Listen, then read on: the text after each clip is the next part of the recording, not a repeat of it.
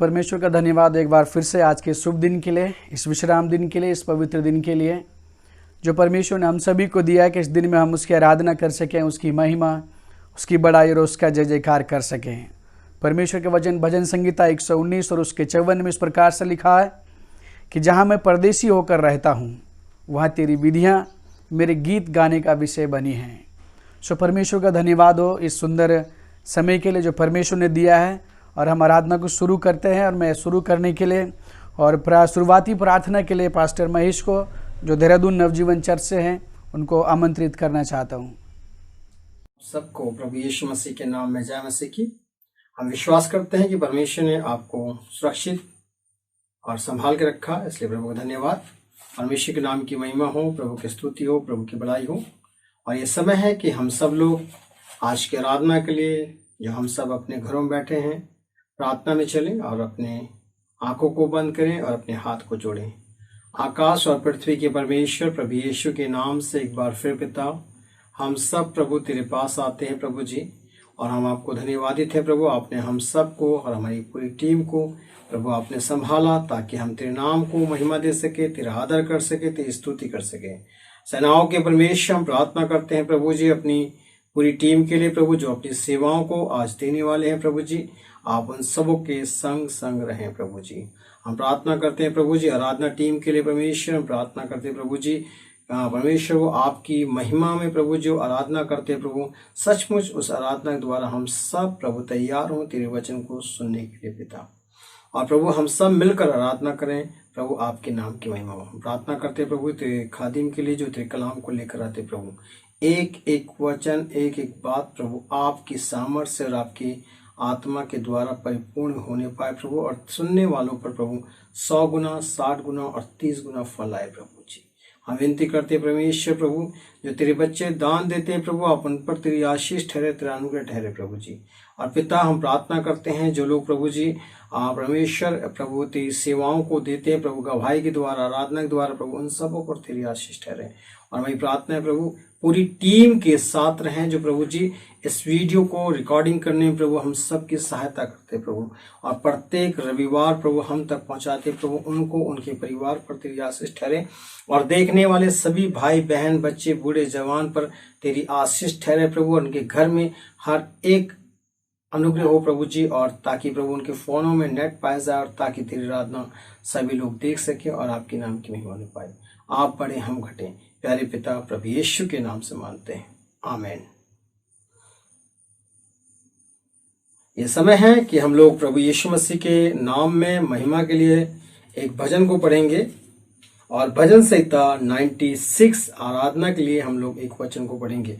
और यहाँ लिखा है, यहोवा के लिए एक नया गीत गाओ, हे सारी पृथ्वी के लोगों, यहोवा के लिए गाओ, यहोवा के लिए गाओ और उसके नाम को धन्य कहो।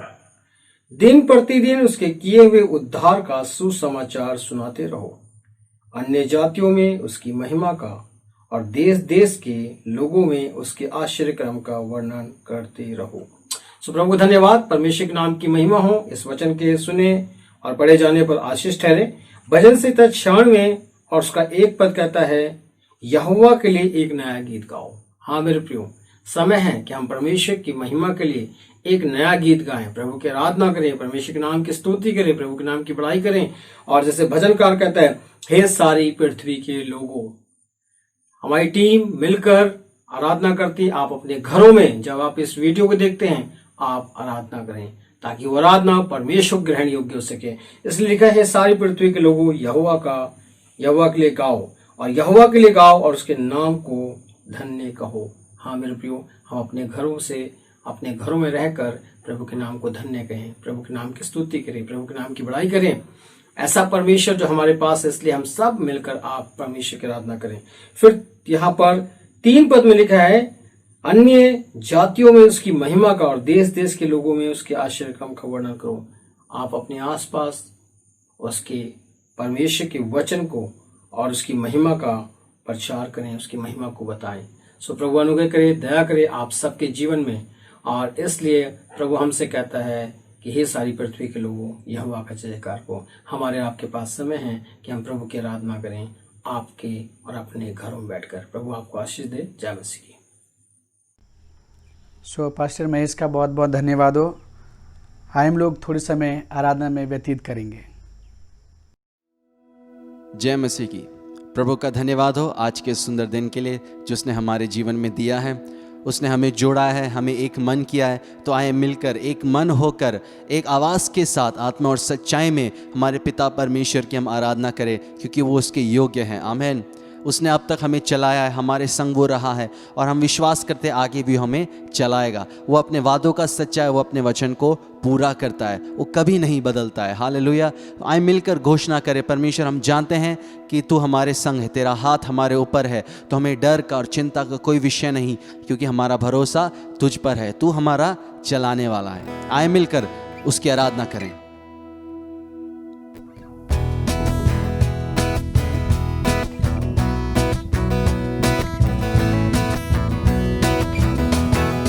प्रभु के हाथ है मेरे साथ, मुझको कोई डर नहीं है।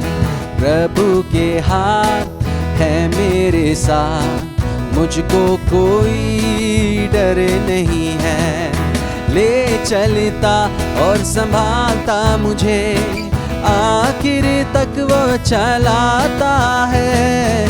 ले चलता और संभालता मुझे, आखिर तक वो चलाता है। प्रभु के हाथ है मेरे साथ, मुझको कोई डर नहीं है।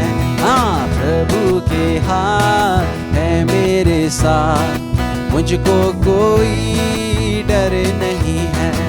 खिलाता मुझे, सुलाता मुझे, दुश्मन से वो बचाता है। खिलाता मुझे, सुलाता मुझे, दुश्मन से वो बचाता है। प्रभु के हाथ है मेरे साथ, मुझको कोई डर नहीं है। प्रभु के हाथ है मेरे साथ, मुझको कोई डर नहीं है। सीने से मुझको लगाता है वो, बच्चों सा मुझको दुलाता है। सीने से मुझको लगाता है वो, बच्चों सा मुझको दुलाता है। प्रभु के हाथ है मेरे साथ, तो मुझको कोई डर नहीं। मिलकर गाए, प्रभु के हाथ है मेरे साथ, मुझको कोई डर नहीं है। मुझको लहू से धोता है वो, उद्धार से मुझको सजाता है। मुझको लहू से धोता है वो, उद्धार से मुझको सजाता है। तो गाए, प्रभु के हाथ है मेरे साथ, मुझको कोई डर नहीं है। आमीन। प्रभु के हाथ है मेरे साथ, मुझको कोई डर नहीं, क्योंकि ले चलता और संभालता मुझे, आखिर तक वो चलाता है। ले चलता और संभालता मुझे, आखिर तक वो चलाता है। प्रभु के हाथ है मेरे साथ, मुझको कोई डर नहीं है। हाँ, प्रभु के हाथ है मेरे साथ, मुझको कोई डर नहीं है। खिलाता मुझे, सुलाता मुझे, दुश्मन से वो बचाता है, खिलाता मुझे, सुलाता मुझे, दुश्मन से वो बचाता है। प्रभु के हाथ है मेरे साथ, मुझको कोई डर नहीं है। हाँ, प्रभु के हाथ है मेरे साथ, मुझको कोई डर नहीं है। सीने से मुझको लगाता है वो, बच्चों सा मुझको दुलाता है। सीने से मुझको लगाता है वो, बच्चों सा मुझको दुलाता है। प्रभु के हाथ है मेरे साथ, मुझको कोई डर नहीं है। प्रभु के हाथ है मेरे साथ, मुझको कोई डर नहीं है। मुझको लहू से धोता है वो, उद्धार से मुझको सजाता है। मुझको लहू से धोता है वो, उद्धार से मुझको सजाता है। प्रभु के हाथ है मेरे साथ, मुझको कोई डर नहीं है। हाँ, प्रभु के हाथ है मेरे साथ, मुझको कोई डर नहीं है। प्रभु के हाथ है मेरे साथ, मुझको कोई डर नहीं है। मुझको कोई डर नहीं है, मुझको कोई डर नहीं है।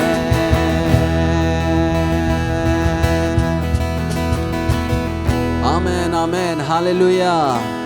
हमारा परमेश्वर हमारे संग है, हमारे संग संग वो चलता है। हालेलुया, कभी हमें नहीं छोड़ता, कभी नहीं त्यागता। वो विश्वास योग्य हमारा अच्छा भला पिता है, हमारा प्रेमी पिता है। उसके जैसा और कोई भी नहीं। उसने हमें छुड़ाया है, उद्धार से उसने हमें सजाया है। हालेलुया, हमारे पुराने जीवन को उसने बदल दिया है। हालेलुया, उससे सब कुछ नया किया। कितना अच्छा परमेश्वर हमारा है, उसके जैसा सचमुच में और कोई नहीं। वो आराधना के, स्तुति प्रशंसा के, वही आदर और महिमा के योग्य है। ओ हालेलुया, तेरी आराधना हम करते हैं खुदा। हम धन्यवाद देते हैं तेरे हर एक उपकारों के लिए प्रभु, तेरे हर एक भलाइयों के लिए। धन्यवाद कि तू हमारे संग रहता है, तू हमें कभी नहीं छोड़ता है। हर परिस्थिति में तेरा हाथ हमारे संग है प्रभु। हमें कोई डर का विषय नहीं, कोई चिंता का विषय नहीं, क्योंकि तू हमारा बचाने वाला है, तू हमारा रक्षक है, तू हमारा चलाने वाला है। हमारा भरोसा परमेश्वर केवल तुझी पर है। धन्यवाद करते प्रभु, धन्यवाद करते परमेश्वर, धन्यवाद, धन्यवाद।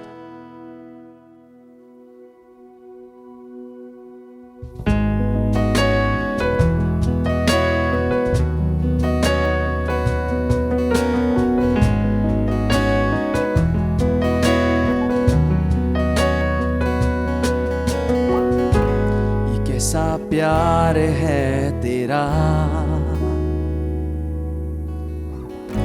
कि ऐसा तूने है किया। तेरा प्राण दे दिया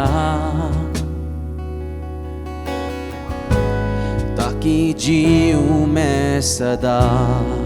धन्यवाद। शैतान को हरा दिया, पापों को जड़ से उखाड़ दिया। मुझे घेर लिया नए गीत से, अब मैं जी उठा नई शक्ति से। पीछे नहीं मुड़ूंगा, हार नहीं मानूंगा, बढ़ता रहूंगा संग तेरे।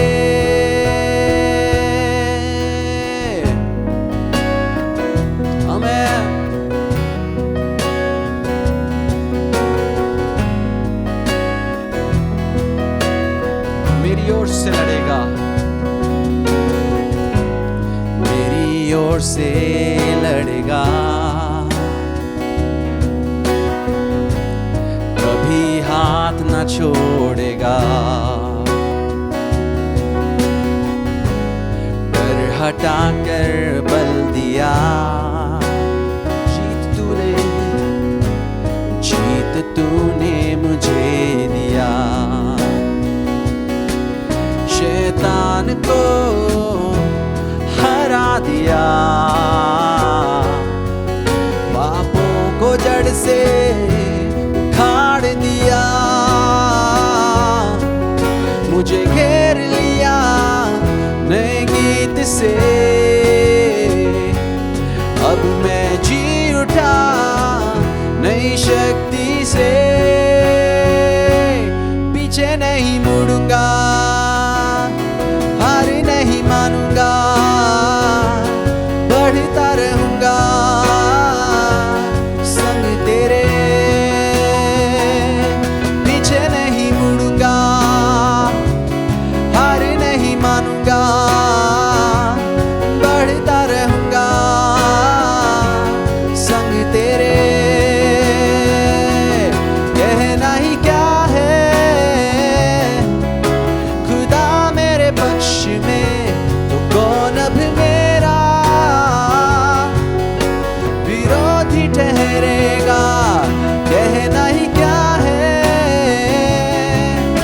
खुदा मेरे पक्ष में तो कौन अब मेरा विरोधी ठहरेगा।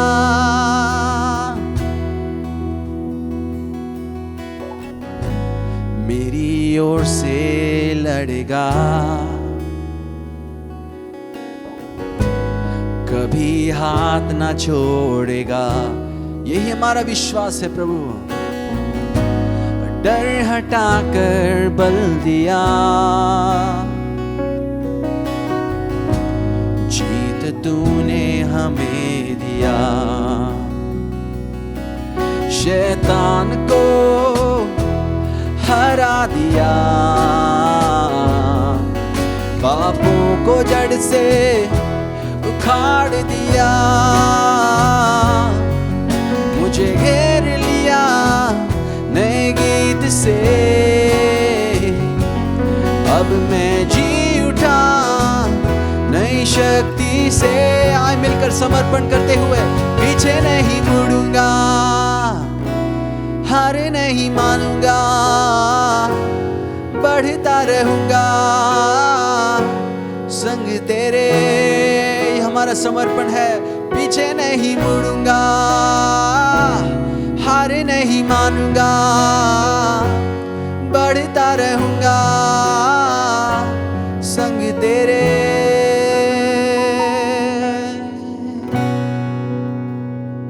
आमेन, हालेलुया, हालेलुया।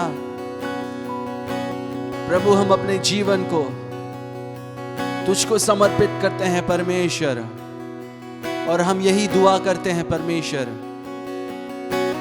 तू हमें मदद कर प्रभु।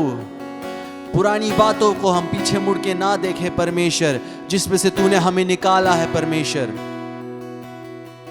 प्रभु, क्योंकि तूने हमें नई सृष्टि कर दिया है परमेश्वर। तूने सब नया किया है प्रभु, लेकिन हम आगे की ओर देखें परमेश्वर, तुझ पर अपनी नजरों को लगाते हुए उस क्रूस की ओर परमेश्वर हम आगे बढ़े परमेश्वर। जैसा तू चाहता है उसी के अनुसार प्रभु हम आगे बढ़े प्रभु। विश्वास में जय से जय में हम बढ़ते जाएं परमेश्वर। केवल तेरे ही द्वारा प्रभु हम जयवन से बढ़कर है प्रभु, और हम तेरे संग हरदम चले परमेश्वर। चाहे कोई भी परिस्थिति का सामना हम कर रहे हो प्रभु, चाहे आस पड़ोस में हमारे दुनिया में कुछ भी हो रहा हो प्रभु, लेकिन हम तुझ पर भरोसा करते हुए तेरे हाथ को थामते हुए हम आगे बढ़ सके प्रभु। तुझे हम ना छोड़े परमेश्वर, जैसा तूने अब तक हमें नहीं छोड़ा प्रभु। धन्यवाद करते हैं तेरे प्रेम के लिए प्रभु, तेरे विश्वास योग्यता के लिए परमेश्वर। तू कितना अच्छा है प्रभु, तू कितना अच्छा है परमेश्वर। तेरी भलाई तेरी करुणा सदा के लिए है परमेश्वर। तुझको महिमा देते हैं प्रभु।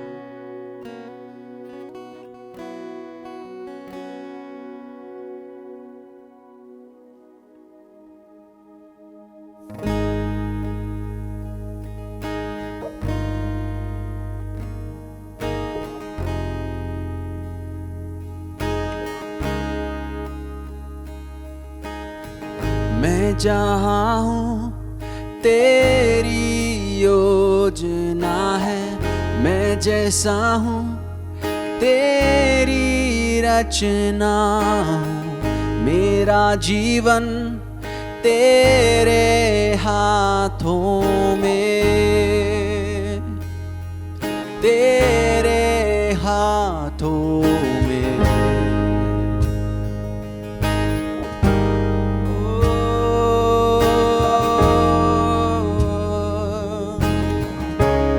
मिलकर हम एक और बार गाएं।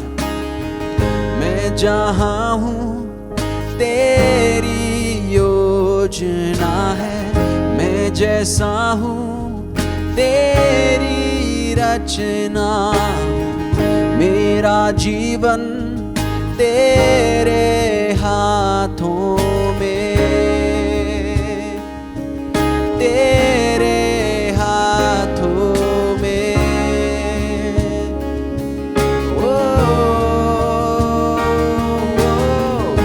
तेरी मर्जी मेरे लिए हानि और नाश की नहीं, तू चाहे सिर्फ भलाई मेरे जीवन में सदा। मैं हूँ अटल तेरे बातों पे, ना कोई शस्त्र रोकेगा मुझे। जंजीरों को तोड़ा है तूने, तोड़ा है तूने, तोड़ दिया तूने। तेरी मर्जी मेरे लिए हानि और नाश की नहीं।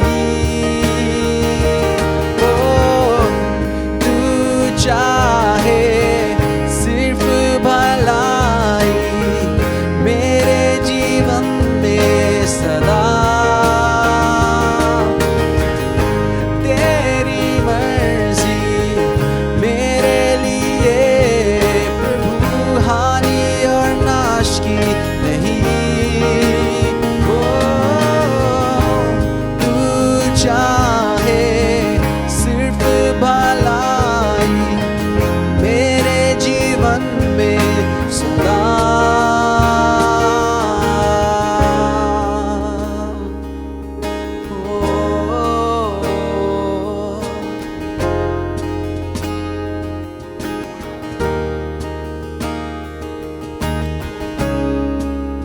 तू मेरा खुदा, पिता भी तू मेरा, बाहों में तेरे मैं रहूं सदा। तू मेरा खुदा, पिता भी तू मेरा, बाहों में तेरे मैं रहूं सदा। तू मेरा खुदा, पिता भी तू मेरा, बाहों में तेरे मैं रहूं सदा। तू मेरा खुदा, पिता भी तू मेरा, बाहों में तेरे मैं रहूं सदा। बाहों में तेरे मैं रहूं सदा। ओ बाहों में तेरे, बाहों में तेरे। तेरी मर्जी मेरे लिए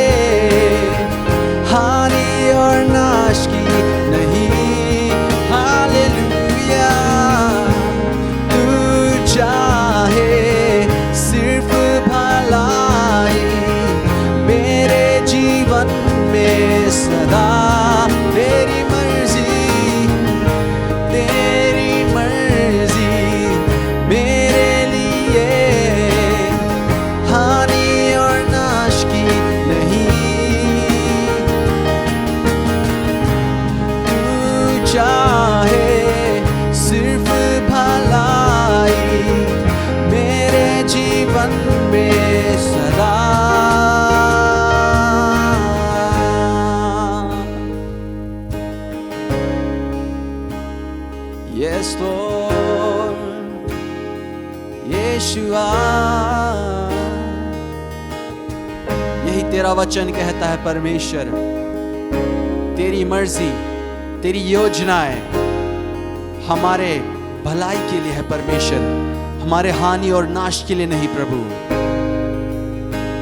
धन्यवाद करते हैं परमेश्वर, जिन परिस्थितियों में से, जिन चुनौतियों में से तू हमें गुजारता है प्रभु, तू हमें गुजरने देता है ताकि हम पूरे और सिद्ध हो जाए परमेश्वर, ताकि हम अपने विश्वास में मजबूत हो जाए, ताकि तेरे उस चरित्र और स्वभाव में हम बदलते चले जाए प्रभु। धन्यवाद प्रभु, तू हमें अपने जैसा बनाना चाहता है प्रभु, क्योंकि हम तेरे बच्चे हैं, तूने हमें अपना लिया है प्रभु। हम तेरा धन्यवाद करते हैं परमेश्वर, धन्यवाद तेरी हर एक योजनाओं के लिए प्रभु, धन्यवाद करते हैं प्रभु। और हमारी ये प्रार्थना है कि तेरी मर्जी, तेरी इच्छा हम हर एक के जीवनों में से पूरी होने पाए, उसके लिए अपने आप को हम सौंप देते हैं तेरे हाथों में प्रभु, क्योंकि तू ही हमारा खुदा और तू हमारा पिता है परमेश्वर। तेरे ही संग हम रहना चाहते प्रभु, तेरी उपस्थिति में हम बने रहना चाहते प्रभु। धन्यवाद प्रभु, धन्यवाद कर परमेश्वर, स्तुतियों को तू ग्रहण कर परमेश्वर। धन्यवाद, तू विराजमान है प्रभु हर समय परमेश्वर, हर परिस्थिति में तू परमेश्वर नियंत्रण में है प्रभु। धन्यवाद करते हैं, तेरी स्तुति, तेरी प्रशंसा, तेरी महिमा हम गाते हैं प्रभु, क्योंकि तू ही इसके योग्य है। धन्यवाद, धन्यवाद प्रभु, स्तुतियों के तू ग्रहण कर परमेश्वर और दुआ को तू सुन परमेश्वर। यही हमारी प्रार्थना है। धन्यवाद, धन्यवाद, यीशु के नाम से हम मांगते हैं, आमीन। सो परमेश्वर का बहुत बहुत धन्यवाद और सुंदर आराधना के लिए जो टीम के द्वारा की गई है।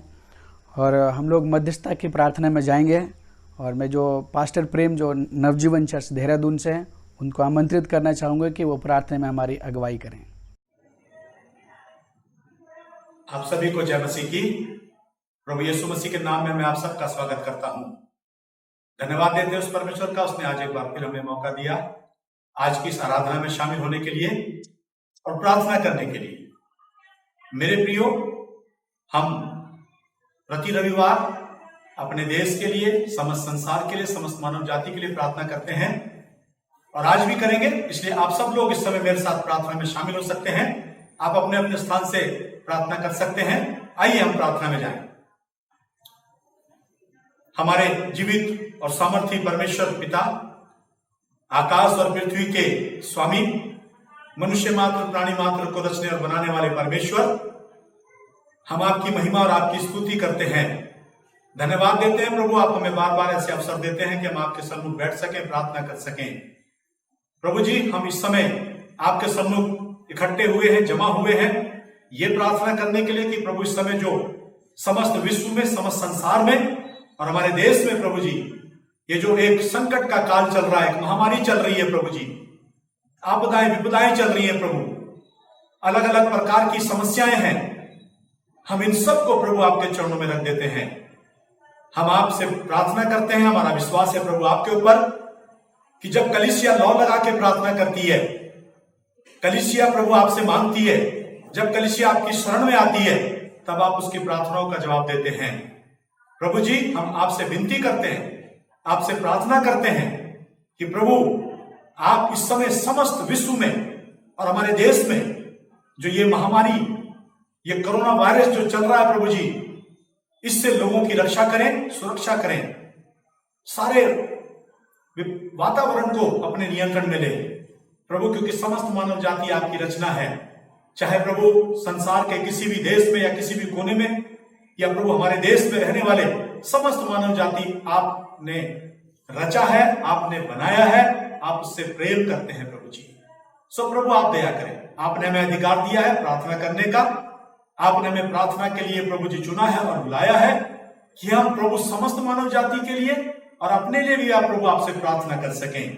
सो हम इस समय आपके चरणों में प्रभु जी समस्त संसार, समस्त मानव जाति, हमारा देश और हमारे देश के लोगों को समर्पित करते हैं। हम उनके लिए आपके सन्मुख इस समय प्रभु मध्यस्थता की प्रार्थना करते हैं प्रभु दया करें, दया करें, दया करें प्रभु जी। इस महामारी को अपने नियंत्रण में लें, इससे लोगों की रक्षा करें। हम उनके लिए प्रार्थना करते हैं जो इस समय तकलीफ में हैं, इस महामारी से जूझ रहे हैं। प्रभु उन्हें प्रभु जी आप अपनी शांति दें, उन्हें प्रभु स्वस्थ करें और वो जल्दी से जल्दी स्वस्थ और सामान्य होकर अपने अपने घरों को जाएं।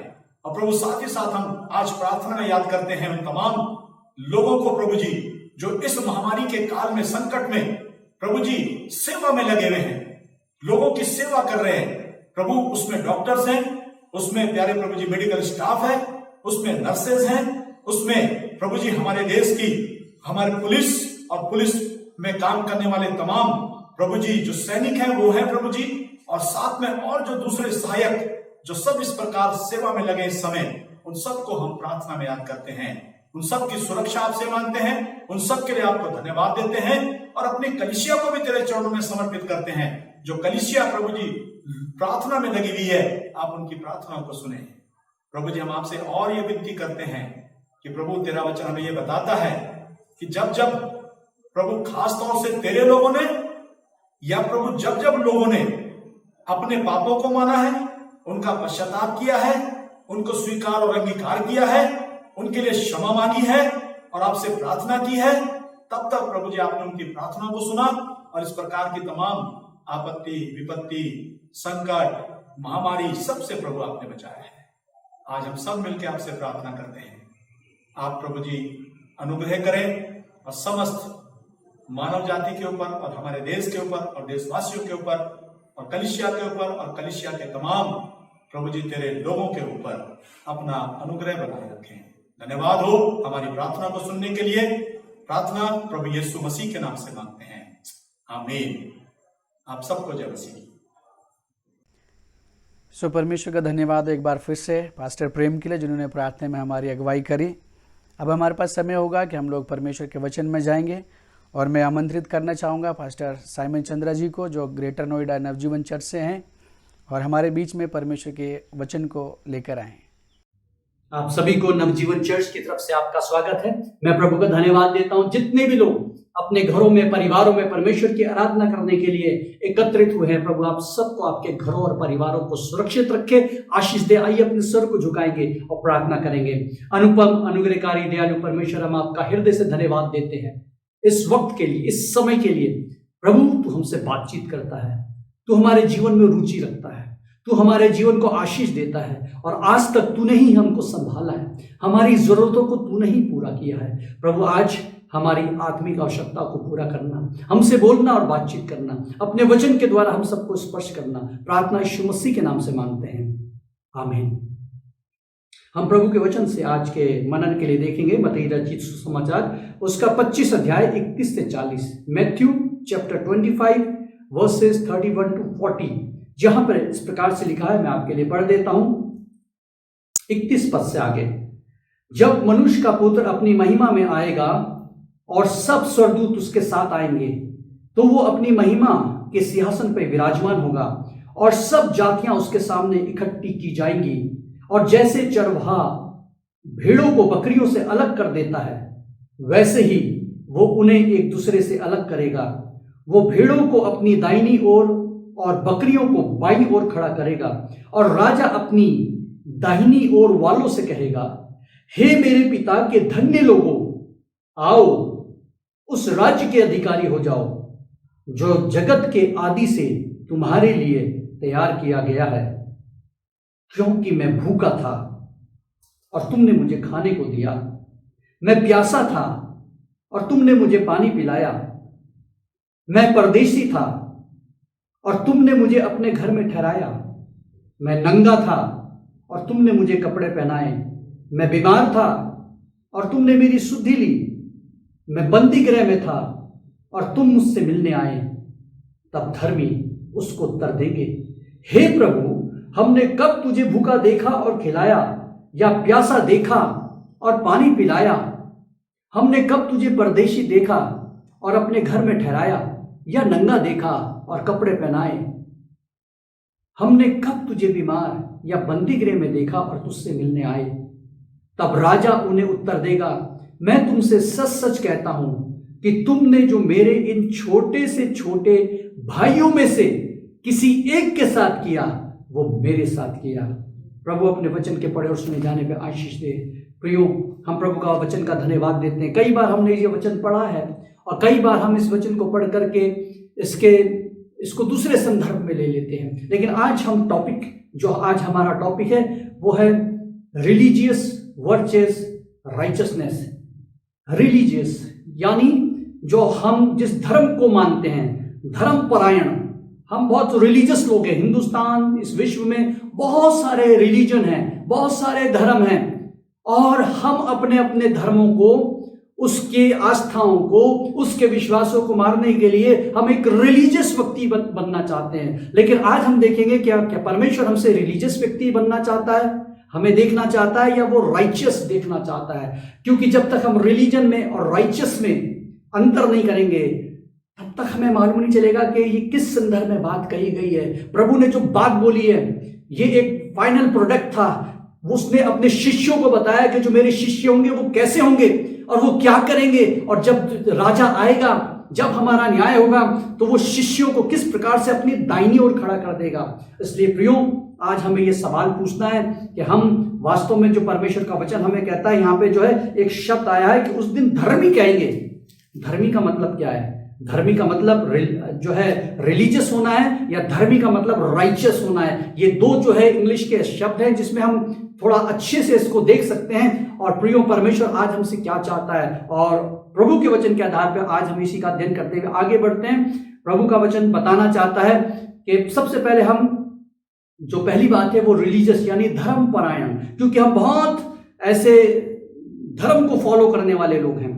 हम अपनी धार्मिक आस्थाओं को, धार्मिक विचारों को, धार्मिक विश्वास का पूरी तरह से अनुकरण करने के लिए हम कटिबद्ध होते हैं। ऐसे देश में हम रहते हैं जहां पे सब अपने अपने धर्म के नियमों को बड़ी भक्ति के साथ, बड़ी साधना के साथ और बड़े खुशी के साथ, बड़े भावों के साथ उसका पालन करते हैं, और उसके लिए कुछ भी करने को तैयार है। क्योंकि हमारा देश एक धर्म परायण देश है। तो हम देखेंगे कि जो धर्म परायणता है, हमारा जो रिलीजन है, जो हमारा जो रिलीजियस ड्यूटीज हैं, उसके बारे में परमेश्वर का वचन हमें क्या कहता है। क्या जैसे हम मसीहत के संदर्भ में हम बात करना चाहते हैं, क्योंकि हम संडे प्रीचिंग कर रहे हैं और हम जितने भी संबोधित कर रहे हैं मसीह समाज को संबोधित कर रहे हैं। इसलिए जितना भी मसीह समाज देख रहा है हमें कितना रिलीजियस होना है। क्या परमेश्वर हमसे रिलीजियस बनने के लिए, हमें जो है धर्म परायण बनने के लिए, जैसे धर्म परायण बनने के लिए रिलीजियस ड्यूटी को फॉलो करने का मतलब क्या है? दो प्रकार की ड्यूटी होती है रिलीजियस ड्यूटी में। एक ड्यूटी जिसको हम कहते हैं जो हमारा परमेश्वर के साथ का रिश्ता है, यानी जैसे प्रार्थना करना, बाइबल अध्ययन करना, फास्टिंग करना, टाइथ देना, बैप्टिज्म लेना, ये सब कुछ हम परमेश्वर के लिए करना चाहते हैं। ये रिलीजियस ड्यूटीज हैं, ये रिलीजियस बातें हैं जिसको हम फॉलो करते हैं। हम सोचते हैं ये जो है जब हम इन धार्मिक बातों को पूरा करेंगे तो परमेश्वर खुश होगा। दूसरा जो है हमारी रिलेशनल ड्यूटी होती है, जिसमें हम मिनिस्ट्री करते हैं, हॉस्पिटैलिटी करते हैं, हेल्प करते हैं, दया दान करते हैं, दूसरों की सहायता करते हैं, मदद करते हैं, मनुष्य को हम सेवा पहुंचाते हैं। तो हम कहते हैं हमारी जो परमेश्वर के लिए ड्यूटी है और जो हमारे लिए मनुष्य के लिए ड्यूटी है, उन कर्तव्यों को पूरा करते हैं। सो प्रियो, इन दोनों चीज को अगर हम देखें, एक धार्मिक लेंस से देखें कि जब हम इनको करते हैं तो हम अपने आप को धार्मिक समझने लगते हैं। लेकिन प्रभु यीशु मसीह ने कहा कि वो अपने दाहिने हाथ वालों से कहेगा, वो धर्मी लोगों से बोलेगा। तो हमें यह देखना है कि क्या प्रभु यीशु मसीह धर्मी बोलेगा या हमें केवल वो रिलीजियस बोलेगा।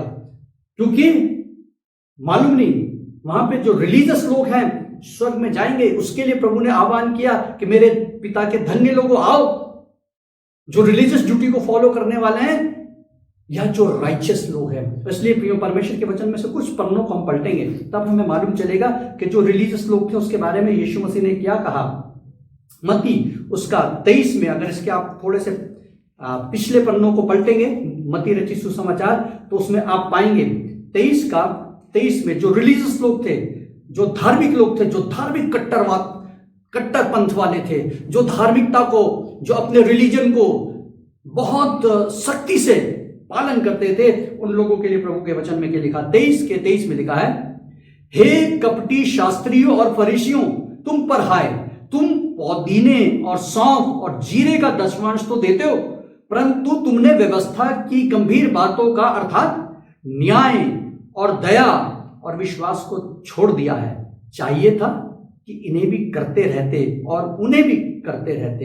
हे अंधे अगुओ, तुम मच्छर को तो छान डालते हो और ऊंट को निगल जाते हो। हे कपटी शास्त्रियों और फरीसियों, तुम पर हाय, तुम कटोरे और थाली को ऊपर ऊपर से तो मांजते हो, परंतु भीतर अंधेर और असंयम से भरे हुए हो। और आगे अगर हम इसके 27 पद को देखते हैं तो 27 पद में इस प्रकार से लिखा है, हे कपटी शास्त्री और फरीसियों, तुम पे हाय, तुम चूना फिरी हुई कब्रों के समान हो, जो ऊपर से सुंदर दिखाई देती है, परंतु भीतर मुर्दे की हड्डियां और सब प्रकार की मलिनता भरी है। प्रियो, परमेश्वर का वचन यहाँ पे बताना चाहता है कि वो किस किस्म से जो रिलीजियस, जो अपने अपने धर्म को बहुत सख्ती से पालन करते हैं, लेकिन उसका जो आउटकम है वो बाहर से तो अच्छे दिखाई देते हैं, वो बाहर से तो बहुत अच्छे प्रतीत होते हैं, वो बाहर से तो बहुत धार्मिक प्रतीत होते हैं, लेकिन वास्तव में परमेश्वर का वचन कहता है कि वो कपटी हैं, कपट से भरे हैं, क्योंकि बाहर से अच्छे दिखाई देते हैं और अंदर कुछ है। बाहर जो है धार्मिक चोगा और धार्मिक तस्वीर दिखाई देती है, धार्मिक चेहरा दिखाई देता है, लेकिन अंदर जो है चूना पुती हुई कब्रें, यानी बहुत अच्छी अच्छी टूम, बहुत अच्छी अच्छी कब्रों को सजाया संवारा जाता है, लेकिन अंदर तो दुर्गंध है, अंदर तो गंदगी है। प्रियो, परमेश्वर का वचन कहता है कि हमारा जीवन भी ऐसे ही है, जो सचमुच में धर्म को बहुत आस्था से, निष्ठा से, केवल नियमों को मानते हैं, बाहरी कर्तव्यों को पूरा करते हैं। इसलिए 28 पद में एक और बात, इसमें 23 का 28 में एक और बात को हम पढ़ेंगे। इसी रीति से तुम ऊपर से मनुष्य को धर्मी दिखाई देते हो, परंतु भीतर कपट और अधर्म से भरे हुए हो। परमेश्वर हमारे मन को देखता है। लिखा है, परमेश्वर का वचन कहता है, मनुष्य चेहरा देखता है, लेकिन परमेश्वर दिलों को जांचने वाला परमेश्वर है। प्रियो, हम रिलीजियस ड्यूटी, अनुष्ठान और जितनी भी अपनी कर्तव्यों को निभाते हैं, यह हमें केवल बाहरी रीति से, बाह्य रीति से हमें धर्मी प्रदर्शित करता है, या केवल हमारी सेल्फ सेटिस्फैक्शन के लिए हम ये सब काम करते हैं, तो हमें लगता है हम बहुत धर्मी हैं। हम चर्च जाते हैं, हम बाइबल पढ़ते हैं, हम फास्टिंग करते हैं, हम ताइद देते हैं, हम सेवा करते हैं, हम हेल्प करते हैं, हम जो है सब अच्छे काम कर रहे हैं, हम बहुत अच्छे रिलीजन को फॉलो कर रहे हैं। हो सकता है आपकी दृष्टि में मसीह रिलीजन, यीशु मसीह को और जो मसीहत को मानने वाले जो रिलीजन है, इसके लिए बहुत जो है बड़ी आस्था होगी, और आप कहते हैं हम तो मसीह धर्म का मानने वाले लोग हैं। क्या प्रियो, धर्म के मानने वाले, क्या रिलीजन को फॉलो करने वाले, क्या स्वर्ग में जाएंगे? आज हमारे लिए बड़ा सवाल है। इसलिए प्रियो, आज बहुत से उपवास, प्रार्थना और इन सारी चीजों को करने के बाद भी हमें नहीं मालूम कि परमेश्वर जो है हमें अंदर से देखता है तो हमें क्या दिखता है। एक पद को हम और देखेंगे जो कि पाया जाता है मरकुस रचित सुसमाचार, उसका 7 अध्याय, मरकुस उसके 7 अध्याय में हम एक और बात को देखेंगे, जहां पे हमें हमारे अंदर क्या है उसको देखने की कोशिश करें। क्योंकि लिखा है, परमेश्वर है जो भीतर के भाग को जानता है और जांचता है, और उसको मालूम है हमारे अंदर क्या। 7 का 21 और 22 में क्या लिखा है, मनुष्य के अंदर क्या है, 21 और 22 में, क्योंकि भीतर से अर्थात मनुष्य के मन से बुरे बुरे विचार, व्यभिचार, चोरी, हत्या, पर स्त्री गमन, लोभ, दुष्टता, छल, लुचपन, कुदृष्टि, निंदा, अभिमान और मूर्खता निकलती है। ये सब बुरी बुरी बातें भीतर से ही निकलती है और मनुष्य को अशुद्ध करती है। प्रियो, परमेश्वर का वचन बताता है, परमेश्वर का वचन कहता है कि मनुष्य के भीतर क्या भरा है। हम बाहर से कितनी भी रिलीजियस ड्यूटी को पूरा कर ले, बाहर से कितनी भक्ति करें, कितनी प्रार्थना करें, कितनी बाइबल पढ़ें, कितना हम जो है वो सारे क्रियाकलापों को पूर्ण करें, लेकिन प्रियो अगर मन में, हमारे भीतर से जो है अगर परमेश्वर का काम नहीं हुआ है तो सब कुछ बेकार है। इसलिए प्रियो, परमेश्वर का वचन हमें बताना चाहता है, आज बहुत बड़ा वर्क है इस संसार में, और यहां तक मसीह लोगों में भी। और वो जो है, जिस प्रकार से हमने पद पढ़ा था कि मैं भूखा था, तुमने मुझे खाना खिलाया, मैं प्यासा था तो तुमने मुझे पानी पिलाया, मैं नंगा था तो तुमने मुझे कपड़े पहनाए। बहुत सारे लोग जो है ऐसे अच्छे अच्छे काम को करने के लिए, ऐसे अच्छे अच्छे काम को करके वो सोचते हैं कि वो जो है परमेश्वर के लोग हैं, उनका उद्धार हो गया है, उनका जीवन परमेश्वर को प्रसन्न करने वाला है, क्योंकि वो बहुत बड़ी दान और दक्षिणा देते हैं। बहुत सारे लोग हैं वो अपने अच्छे कर्मों पे विश्वास करते हैं, और अच्छे कर्म को, हम सबको अच्छे कर्म करना चाहिए, बिल्कुल सच बात है, लेकिन क्या प्रियो, इन अच्छे कर्मों के द्वारा, ऐसे अच्छे काम करने के द्वारा क्या हमारा उद्धार हो सकता है? आज बहुत सारे लोग अच्छे काम इसलिए करते हैं क्योंकि उनको मालूम है उनको अच्छे कामों के द्वारा उनका उद्धार होगा। लेकिन परमेश्वर का वचन बताता है ऐसे लोगों को जो रिलीजियस हैं, जो सारी रिलीजियस ड्यूटी को पूरा करते हैं, शास्त्री और फरीसी सारी रिलीजियस ड्यूटी को पूरा करते थे, लेकिन प्रभु का वचन कहता है, हे कपटी शास्त्रियों, तुम चूना पुती हुई कपड़ों के समान हो। कपट तुम्हारे अंदर भरा है, अधर्म तुम्हारे अंदर भरा है, कड़वाहट तुम्हारे अंदर भरी है, और अन्याय तुम्हारे अंदर भरा है, दुर्वासना तुम्हारे अंदर भरी है, ईर्ष्या तुम्हारे अंदर भरी है। प्रियो, ऐसे अच्छे काम, ऐसे अंदर से हम बुरे, अंदर से तो हमारे दुर्गंध आ रही है, क्या ऐसी अवस्था में परमेश्वर हमारे धार्मिकता के काम को स्वीकार करेगा? आज हमारी अवस्था क्या है? आज हमारे धार्मिक कर्तव्य की स्थिति क्या है? प्रार्थना, वचन, उपवास, दान, सेवा, आकलन करें कितने हम धार्मिक हैं, कितनी हम रिलीजियस ड्यूटी को पूरा करते हैं, हम कितनी बाइबल पढ़ते हैं, कितनी प्रार्थना करते हैं, कितना उपवास करते हैं, दान कितना करते हैं, सेवा कितना करते हैं, मानवीय सेवा कितना करते हैं, भूखों की, गरीबों की, लाचारों की, बीमारों के प्रति हमारा क्या रवैया है? प्रियो, क्या रवैया है? हम अगर ऐसा कर रहे हैं तो क्यों कर रहे हैं? हमें ये जांचना जरूरी है, हमें ये जानना जरूरी है। बाहर से कैसे हैं ये जानना जरूरी है, अंदर से कैसे हैं ये जानना जरूरी है। मनुष्य को दिखाने के लिए अच्छे और भले काम करते हैं ये जानना जरूरी है, या हमारे काम को देख के परमेश्वर प्रसन्न होता है? स्वयं को प्रसन्न करने वाले हैं या परमेश्वर को प्रसन्न करने वाले हैं?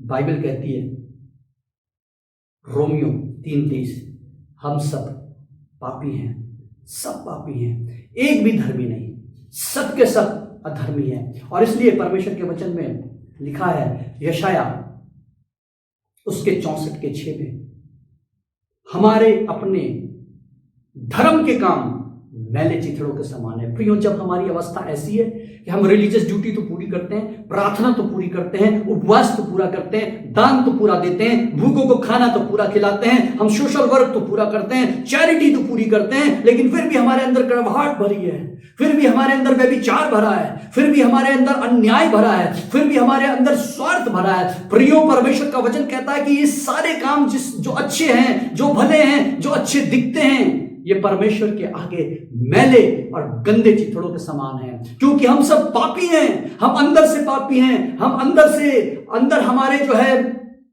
दुर्वासना, कपट, छल और पाप भरा है, क्योंकि हम पापी हैं। इसलिए जब पापी हैं तो कितने भी अच्छे काम करते हैं वो सब मैले चिथड़े हैं।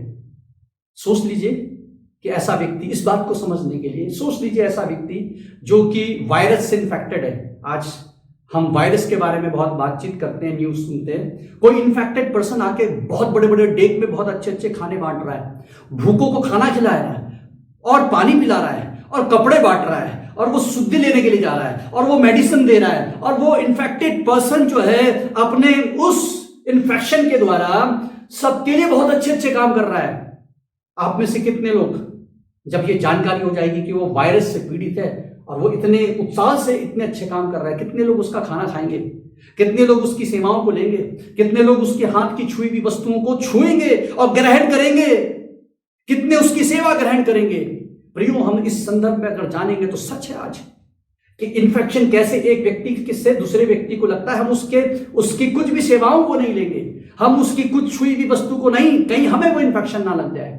इसलिए प्रियो, हमें ये जानना जरूरी है, जब मनुष्य पापी है, हम समझे हम ऑलरेडी इन्फेक्टेड हैं, हमारे अंदर बुराई भरी है, लेकिन हमारा परमेश्वर पवित्र है, और पवित्रता का अपवित्रता से कोई मेल नहीं। परमेश्वर अति पवित्र है, वो कुछ भी अशुद्धता को ग्रहण नहीं कर सकता। वो छोटा भी इन्फेक्शन, चाहे थोड़ा भी इन्फेक्शन, स्टार्टिंग का इन्फेक्शन हो, छोटा भी पाप हो, थोड़ा भी पाप हो, पापी पापी है। अगर इन्फेक्शन में, अगर पाप में हम कितने भी अच्छे काम करेंगे, वो काम ग्रहण नहीं है, वो मैले चिथड़ों के समान है। और इसलिए प्रियो, हम अच्छे कामों के द्वारा हमारा उद्धार नहीं, लेकिन बहुत अच्छे अच्छे काम करने वाले इस दुनिया में आए, उन्होंने बहुत अच्छे अच्छे काम किए, लेकिन हमारा अच्छे कामों के द्वारा उद्धार नहीं है। हमें नजात, हमें अनंत जीवन इन अच्छे कामों के द्वारा नहीं है। इसलिए प्रियो, हम इस बात को इंटरप्रेट गलत ना करें कि मत्ती 25 में लिखा है, मैं भूखा था तो खाना खिलाया, मैं प्यासा था तो पानी पिलाया। इसका मतलब ये नहीं है। तो क्या इसका मतलब है? क्या इसका मतलब है? किसको वो धर्मी कहेगा? और धर्मी का मतलब क्या है? क्योंकि धर्मी का मतलब जानना जरूरी है। कई बार हम सोचते हैं हम खाना खिला रहे हैं तो धर्मी है, कई बार हम सोचते हैं पानी पिला रहे हैं तो धर्मी है, लेकिन ये नहीं मालूम तो हम इन्फेक्शन से भरे, हम तो पाप से भरे हैं। अभी तो पाप के द्वारा सारा कुछ कर रहे हैं, खाना भी खिला रहे हैं पाप के द्वारा, पानी भी पिला रहे हैं इन्फेक्शन के द्वारा, पाप के द्वारा। हम जो है जो भी सर्विस कर रहे हैं वो पाप के द्वारा, पाप तो अंदर भरा है। बाहर से अच्छे दिखाई देने के लिए हम ड्यूटीज कर रहे हैं, प्रोग्राम्स फुलफिल कर रहे हैं, लेकिन क्या प्रभु हमको धर्मी बोलेगा? जब प्रभु हमें धर्मी बोले तब हमारे जीवन में फर्क आएगा। इसलिए प्रियो, रिलीजियस काम को करने के द्वारा, रिलीजियस ड्यूटी को परफॉर्म करने के द्वारा, गुड वर्क के द्वारा, सोशल वर्क के द्वारा, चैरिटी के वर्क के द्वारा, परमेश्वर का वचन बताता है हमारे सारे अच्छे काम, धार्मिकता के काम परमेश्वर की दृष्टि में मैले चिथड़े हैं, अयोग्य हैं, स्वीकार में नहीं है। और हम इस भूल में ना रहें कि हम अच्छे काम करते हैं, हम बाइबल पढ़ते हैं, हम चर्च जाते हैं, हम दान देते हैं, क्योंकि प्रभु ने कहा, हे कपटी शास्त्री और फरीसियों, तुम बर्तन को बाहर से मांजते और चमकाते हो, बाहर से तुम दिखाने के लिए बहुत अच्छे काम करते हो, लेकिन मैं तुम्हारे मनों को जानता हूं। प्रियो, आज हमारे मन की अवस्था क्या है? क्या हम मन की गहराई से कहेंगे कि अब प्रभु मुझे आज कहेगा मेरा मन शुद्ध है, मेरा मन पवित्र है, मेरे पाप क्षमा हो गए, मेरे जीवन में जो परमेश्वर देखना चाहता है वो कार्य हो चुका है? क्या हम अभी रिलीजियस को फॉलो कर रहे हैं, हम रिलीजियस बन रहे हैं, या हम राइचियस बन रहे हैं? क्योंकि प्रियो, परमेश्वर हमें राइचियस बनाना चाहता है। इसलिए आइए हम थोड़ा सा देखेंगे, क्योंकि मत्ती के 25-27 में लिखा है, वो कहता है उस दिन वो धर्मियों से कहेगा, वो राइचियस से बोलेगा। ये धर्मी कौन है? ये धर्मी कौन है? ये धर्मी कैसे बनते हैं? और इस धार्मिक बनने के लिए क्या करना है? और इसलिए आइए, ये बहुत इंपॉर्टेंट बात है, हम रिलीजियस रहे ना रहें, हम राइचियस होना हमारे लिए जरूरी है। और इसलिए रोमियो का 10 अध्याय निकालेंगे इसको समझने के लिए। रोमियो उसका 10 अध्याय, रोमियो की पत्री उसका 10 अध्याय, इसमें यहाँ पे सुंदर बात लिखी है, हम इसको देखें। क्या परमेश्वर क्या चाहता है? परमेश्वर उसका 3 पद में क्या लिखा है? क्योंकि वे परमेश्वर की धार्मिकता से अनजान होकर अपनी धार्मिकता स्थापित करने का यत्न करके परमेश्वर के धार्मिकता के अधीन ना हुए। सबसे पहली बात है प्रियो, सबसे पहली बात है, आज संसार में बहुत सारे लोग केवल अपनी धार्मिकता स्थापित करना चाहते हैं। वो अपने अच्छे कामों के द्वारा, वो अपनी नॉलेज के द्वारा, वो अपने ज्ञान के द्वारा, वो अपनी भक्ति के द्वारा, वो तरह तरह के माध्यम से वो सोचते हैं कि वो रिलीजियस बन चुके हैं, इसलिए वो स्वर्ग अवश्य जाएंगे, इसलिए अनंत जीवन में वो अवश्य प्रवेश करेंगे। लेकिन परमेश्वर का वचन कहता है, क्योंकि वे परमेश्वर की धार्मिकता से अनजान होंगे, अभी तक हम परमेश्वर की धार्मिकता को नहीं पहचाने हैं, इसलिए हम अपनी धार्मिकता पर ट्रस्ट कर रहे हैं, इसलिए हम धार्मिकता के काम कर रहे हैं, इसलिए हम सेवा भाव कर रहे हैं, इसलिए हमारा मोटिव, सेवा तो कर रहे हैं लेकिन मोटिव फर्क है। क्या ऐसी सेवा करने से हमारा उद्धार होगा? परमेश्वर का वचन कहता है, प्रभु का वचन यहाँ पे भी बता रहा है, वो परमेश्वर की धार्मिकता से अज्ञान थे, इसलिए वो अपनी धार्मिकता स्थापित करने लगे और वो परमेश्वर की धार्मिकता के अधीन नहीं हुए, परमेश्वर की धार्मिकता के अधीन नहीं हुए, परमेश्वर को और उसकी धार्मिकता को नहीं समझा। क्या आज आप और मैं परमेश्वर की धार्मिकता को समझते हैं? परमेश्वर जो है हमें बुला रहा है, वो हमें धर्मी बनाना चाहता है, लेकिन हम धर्मी अपने आप नहीं बनेंगे, हमें परमेश्वर की धार्मिकता के अधीन होना है, परमेश्वर की धार्मिकता को समझना है। जब तक हम परमेश्वर की धार्मिकता के अधीन नहीं होंगे और जब तक हम परमेश्वर की धार्मिकता को नहीं समझेंगे, हम धर्मी नहीं बनाए जा सकते। इसलिए प्रियो, रोमियो का 8 का इसी के 8 के और 3 में बहुत सुंदर बात लिखी है, वो परमेश्वर की धार्मिकता है क्या? रोमियो का 8 अध्याय और 3 पद में लिखा है, क्योंकि जो काम व्यवस्था शरीर के कारण दुर्बल होकर ना कर सकी, उसको परमेश्वर ने किया, अर्थात अपने ही पुत्र को पाप में शरीर की समानता में और पाप बलि होने के लिए भेजकर शरीर में पाप पर दंड की आज्ञा दी। प्रियो, यह अद्भुत बात थी। इस दुनिया में लिखा है सब पापी है, कोई भी धर्मी नहीं है, एक भी धर्मी नहीं है, एक भी धर्मी नहीं। लिखा है, क्योंकि जो काम व्यवस्था शरीर के कारण दुर्बल होकर ना कर सके। परमेश्वर ने हमें 10 कमांडमेंट्स दिए थे, व्यवस्था दी थी, सही और गलत की पहचान दी थी, लेकिन कोई भी शरीर इस दुनिया में आया वो उस व्यवस्था को फुलफिल नहीं कर पाया। परमेश्वर के उस स्टैंडर्ड तक वो नहीं पहुंच पाया, वो कहीं ना कहीं चूक गया। ये शरीर इतना दुर्बल था, ये शरीर इतना कमजोर था कि जितने लोगों ने भी शरीर को धारण किया, एक भी व्यवस्था को पूरा नहीं कर पाया, एक भी परमेश्वर के उस स्टैंडर्ड में नहीं पहुंच पाया, एक भी परमेश्वर जो धार्मिकता हमसे चाहता है उस धार्मिकता को छू नहीं पाया। और इसलिए प्रियो, जितने भी संत महात्मा आए एक भी धर्मी नहीं, जितने भी महान गुरु आए एक भी उस धार्मिकता तक नहीं पहुंचा, जितने भी महापुरुष और ज्ञानी और नबी और भविष्यवक्ता आए एक भी नहीं। क्योंकि जो काम कोई भी शरीर की दुर्बलता के कारण नहीं कर पाया, लिखा है परमेश्वर ने उसको परमेश्वर ने किया। इसलिए परमेश्वर की धार्मिकता के अधीन होना है। परमेश्वर ने एक काम किया जो कोई ना कर सका, और वो काम क्या था? अर्थात उसको परमेश्वर ने क्या लिखा है? अर्थात अपने ही पुत्र को पाप में शरीर की समानता में भेज दिया। यीशु मसीह को शरीर रूप धारण करके इस दुनिया में भेज दिया। प्रियो, यीशु मसीह कमजोर शरीर धारण करके इस दुनिया में आया। इस दुनिया में वो कमजोर शरीर को धारण करके इस जिंदगी को जिया, मनुष्य की कमजोर जिंदगी को जिया। वो जिंदगी जो पाप में गिर जाती है, वो जिंदगी जो पाप को देखकर आकर्षित हो जाती है, वो जिंदगी जो पाप से हार जाती है, यीशु मसीह ने भी वो शरीर धारण किया। और शरीर धारण करके लिखा है परमेश्वर ने उसको पाप बलि होने के लिए भेज दिया और उसके शरीर पे पाप के दंड की आज्ञा दी। प्रियो, यहां पे बहुत गहरी गहरी बातें परमेश्वर ने बताई है कि परमेश्वर ने जो काम कोई ना कर सका अपने पुत्र को भेजा, इस दुर्बल शरीर में भेजा, और इस शरीर में भेज करके उसने अपने जीवन को सारी बुराइयों से बचा करके इस दुर्बल शरीर में पाप का प्रकोप ना आए, पाप का प्रभाव ना आए, व्यवस्था की सारी बातों को, व्यवस्था की सारी मांगों को पूरा किया। अपने शरीर को, अपने जीवन को निष्कलंक बनाए रखा। और साथ साथ, क्योंकि सारी मानव जाति आज तक इस शरीर को निष्कलंक नहीं बना पाई, निष्कलंक नहीं रख पाई, सारी व्यवस्था को कोई पूरा नहीं कर पाया। यीशु मसीह ने कहा, मैं व्यवस्था को लोप करने नहीं, उसको पूरा करने आया हूं। यीशु मसीह ने सारे व्यवस्था की बातों को पूरा किया। इंसान जो हुक्म, जो आदेश परमेश्वर ने दिए थे पूरा ना कर पाया, यीशु मसीह ने देह धारण होकर के मनुष्य का प्रतिनिधि होते हुए उन सारी बातों को पूरा किया जो कोई मनुष्य ना कर सका, वो यीशु मसीह ने पूरा किया। लिखा है उसका 3 अदालत में उस पर आरोप लगाए गए, लेकिन वो निष्पाप निकला। लिखा है वो हमारे समान परखा तो गया, लेकिन निष्पाप निकला। वो सारी बुराइयों के ऊपर उसने जयवंत हुआ। और लिखा है फिर सूली चढ़ गया। एक निष्पाप देह हमारे लिए तैयार की गई, जिसने कोई पाप नहीं किया, वो सूली चढ़ गया, उसको बलिदान कर दिया। अब हमारे लिए एक ऐसी पाप रहित देह हमारे लिए तैयार की गई, जिसका बलिदान सारे मानव जाति के लिए हो जाए। जिसने पाप नहीं किया उसको सूली पे दंड दिया, पाप का दंड दिया।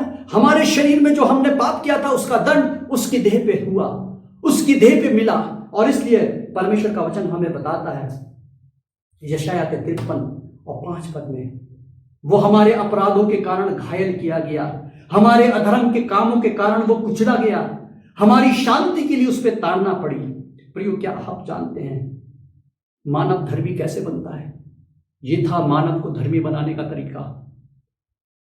हम अपने अच्छे कामों से धर्मी नहीं बन सकते, लेकिन आज यीशु मसीह ने 2000 साल पहले जो काम किया, परमेश्वर ने अपने बेटे को उस दुनिया में, इस पाप में शरीर में भेजा ताकि वो पाप रहित रह करके सूली तक चढ़ जाए, सूली तक पहुंच जाए, सारे मानव जाति के दंड को अपने ऊपर ले ले, एक बलिदान चढ़ा दे।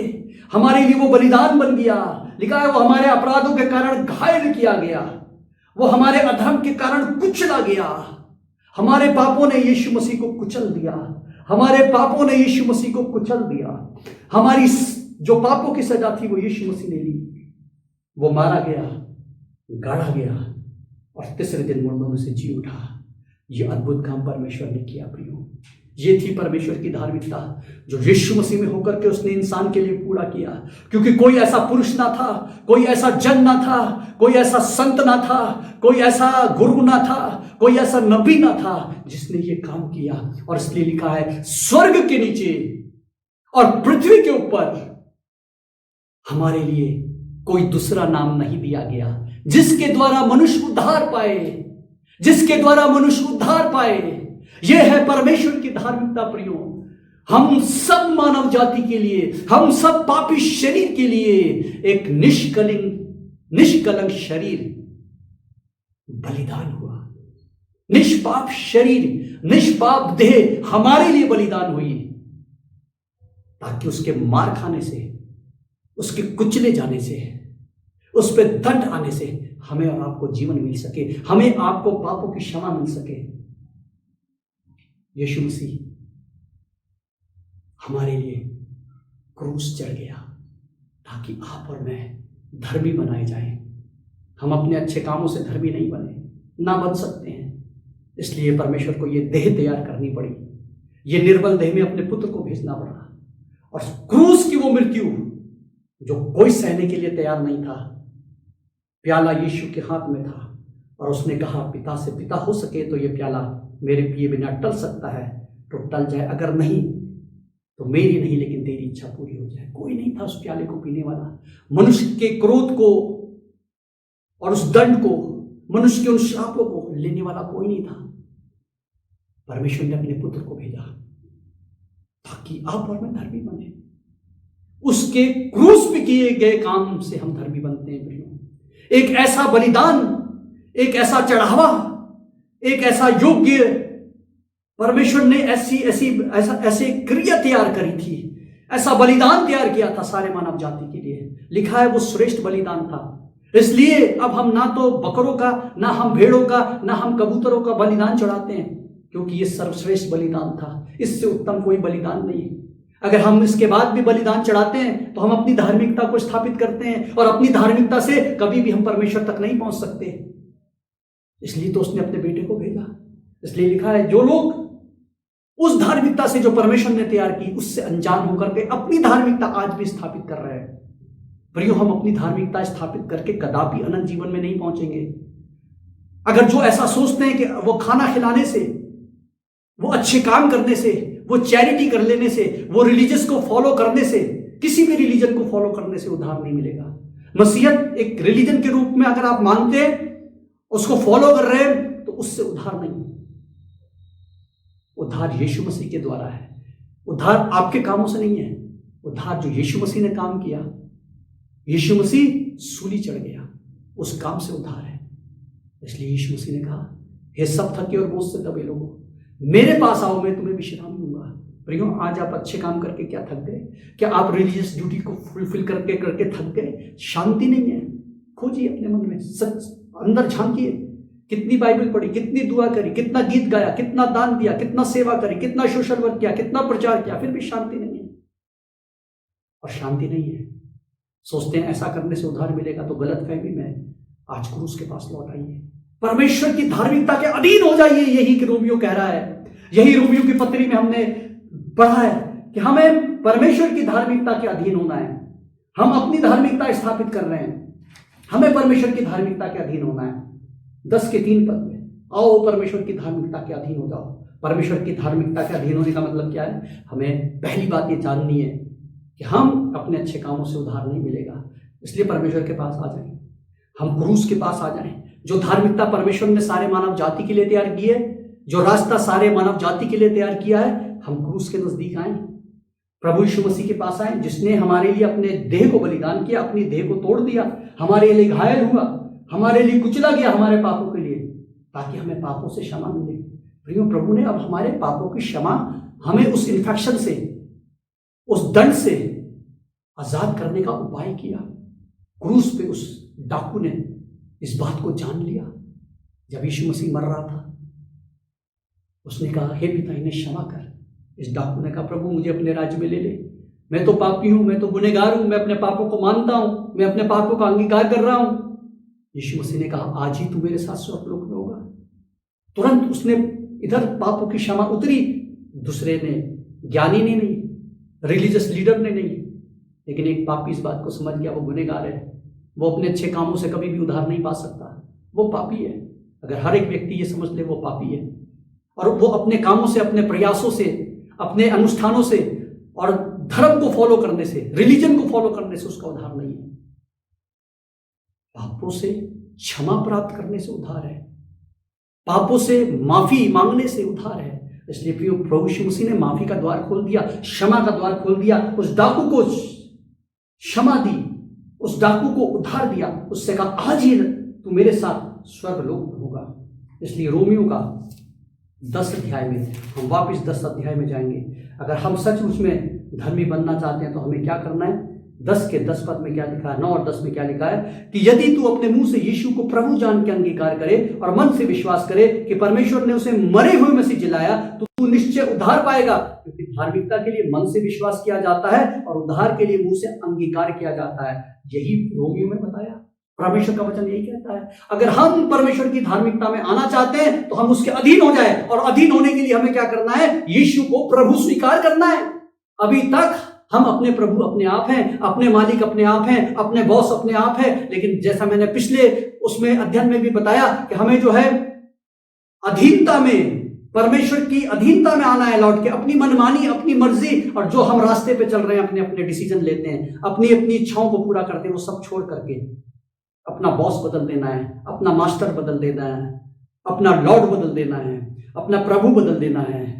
अब आप अपने प्रभु नहीं, अब आप अपने मर्जी के मालिक नहीं, अब आप जो है जो मनमानी से अपनी इच्छा को पूरा करने वाले नहीं, लेकिन उस सिंहासन पे अब यीशु बैठ गया। देखा है, तो यीशु को प्रभु करके स्वीकार करें। क्या आप उसे अपना प्रभु बनाना चाहते हैं, अपना राजा बनाना चाहते हैं, उसके अधीन आना चाहते हैं तो आ जाइए अधीन।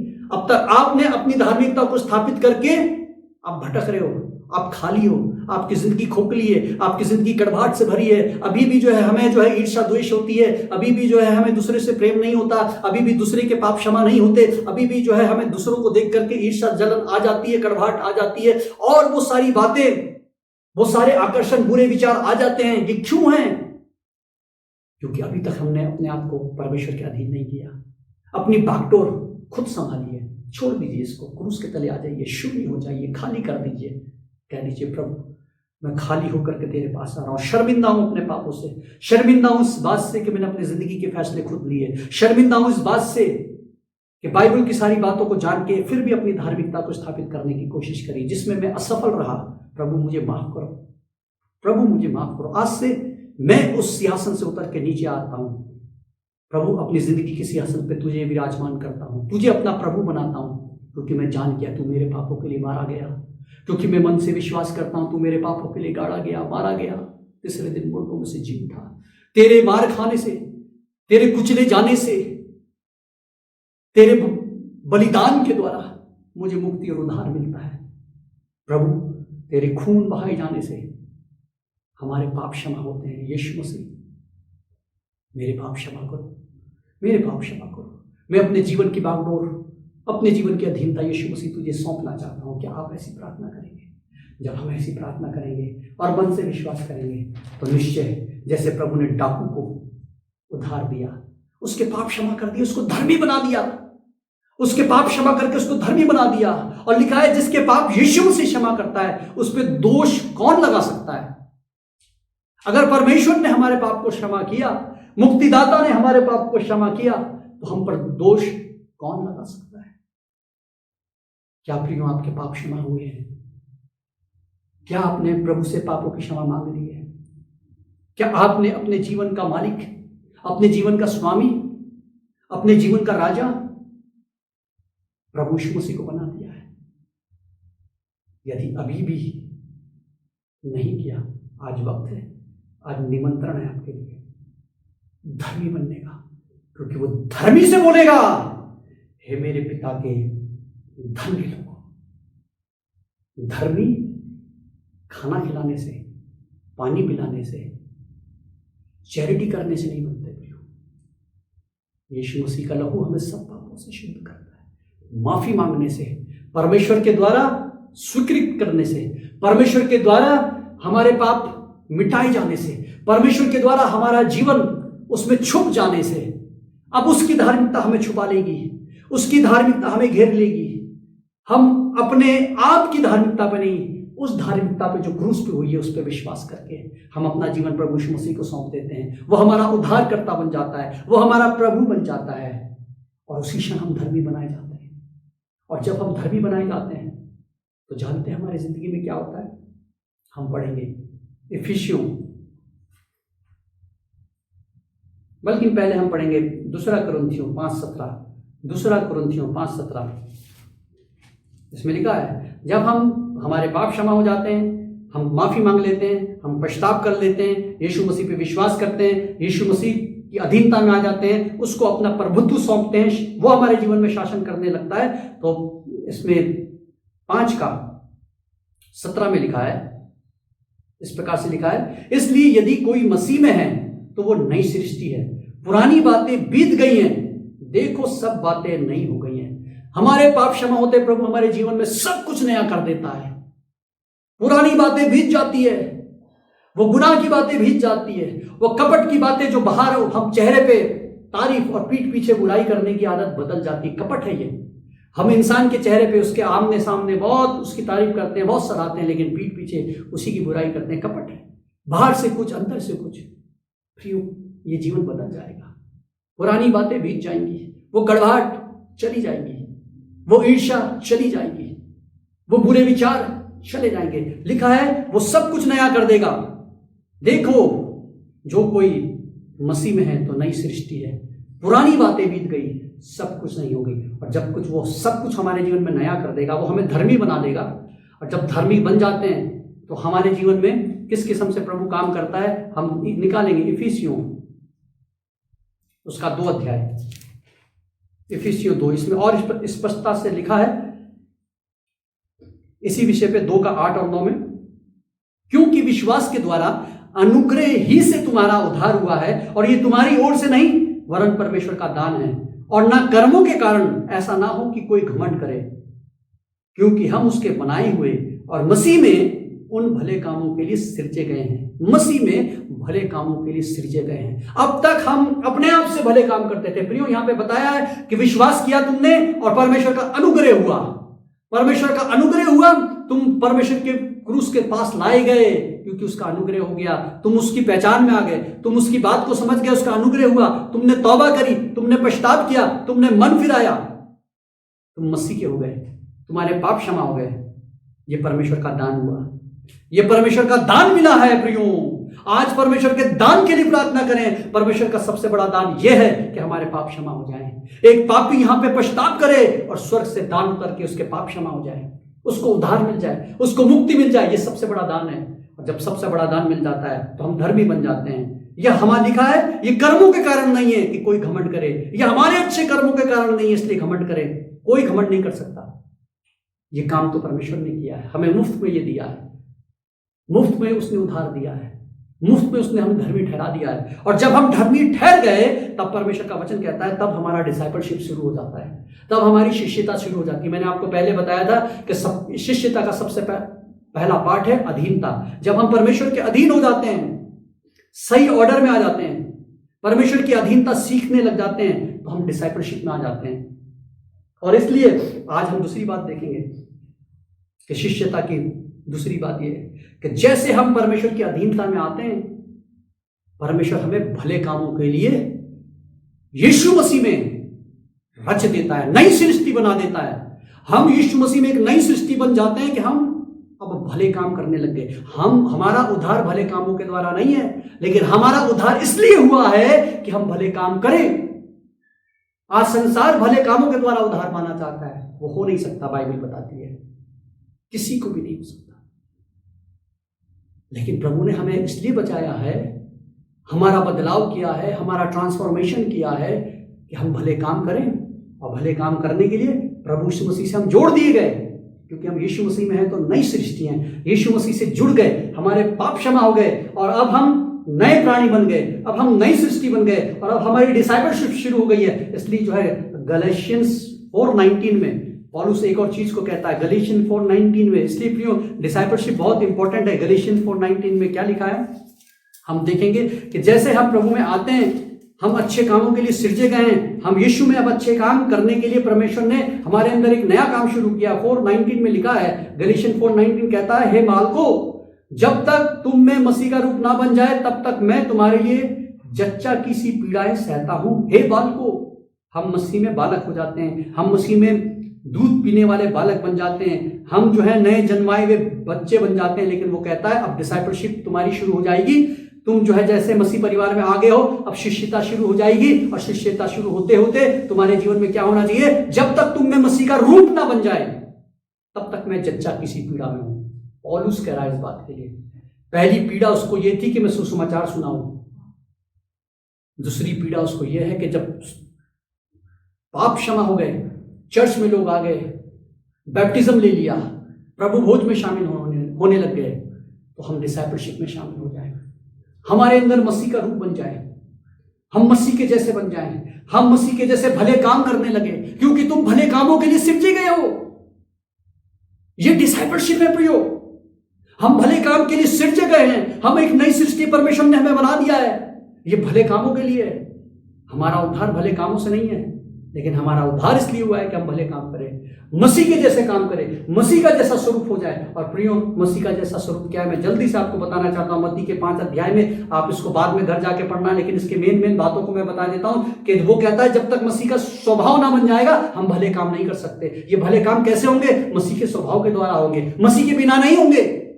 मसीह के साथ रहते हुए, मसीह के कैरेक्टर के साथ होंगे। और इसलिए मसीह का कैरेक्टर क्या है? इसमें 5 के 2 में लिखा है, धन्य है जो मन के दीन है। 5 के 5 में लिखा है, धन्य है जो नम्र है। नम्रता, ह्यूमिलिटी कैरेक्टर है। 6 में लिखा है, धन्य है जो धार्मिकता के भूखे प्यासे हैं। जो भूखे प्यासे होंगे धार्मिकता के, वो तृप्त किए जाएंगे। ये कैरेक्टर है धर्म के, धार्मिकता के, सच्चाई की भूख और प्यास। सच्ची धार्मिकता यही है, अपनी धार्मिकता नहीं, यीशु की धार्मिकता जो है। 7 में लिखा है, धन्य है जो दयावंत है। ये एक कैरेक्टर है, मर्सीफुल, दयावंत। जब दया की भावना आएगी तो सेवा शुरू हो जाएगी। 8 में लिखा है, धन्य जिनके मन शुद्ध हैं। जब मन शुद्ध हो जाएंगे तो जब हम सेवा करेंगे तो प्रभु कहेगा कि तुमने बर्तन को बाहर से भी मांज लिया और अंदर से भी मांज लिया, तुम्हारे मन शुद्ध हो गए। इसलिए प्रियो, परमेश्वर हमारे अंदर से काम करना चाहता है, मन शुद्ध करना चाहता है, हमें दयावंत बनाना चाहता है। 9 पद में लिखा है, धन्य है जो मेल कराते हैं, वो परमेश्वर के पुत्र कहलाएंगे। मेल कराने वाला, ये सब परमेश्वर के कैरेक्टर हैं प्रियो। ये सब चीजें, ये परमेश्वर के गुण जब हमारे अंदर आएंगे तो इसका मतलब है मसीह हमारे अंदर बढ़ रहा है। जब हमारे अंदर दीनता बढ़ेगी, जब हमारे अंदर नम्रता बढ़ेगी, जब हमारे अंदर धार्मिकता की भूख और प्यास बढ़ेगी, जब हमारे अंदर दया का भाव बढ़ेगा, जब हमारे मन की शुद्धता बढ़ेगी, जब हमारे अंदर मेल कराने की भावना बढ़ेगी, तो इसका मतलब मसीह हमारे अंदर बढ़ रहा है। डिसाइपलशिप शुरू हो गई है, डिसाइपलशिप हो रही है। और जब डिसाइपलशिप हो गई है, और प्रभु का वचन कहता है हम मसीह में प्रतिदिन अंश व अंश करके उसके स्वरूप में बदलते जाते हैं। ये एक दिन में नहीं होगा, हम रोज बरोज मसीह के स्वरूप और उसकी समानता में ढलते, बदलते चले जाते हैं। दीनता में, नम्रता में, दया में, मेल मिलाप में, मन की शुद्धता में बदलते चले जाते हैं। जब ऐसा होता है तो डिसाइपलशिप शुरू हो गया हमारे अंदर। अधीन हो गए परमेश्वर के, डिसाइपल शुरू हो गया, डिसाइपलशिप शुरू हो गया, शिष्य बनना शुरू हो गया। दीनता, नम्रता, धार्मिकता, दयावंत, मन की शुद्धता, मेल मिलाप, डिसाइपलशिप शुरू हो गया है।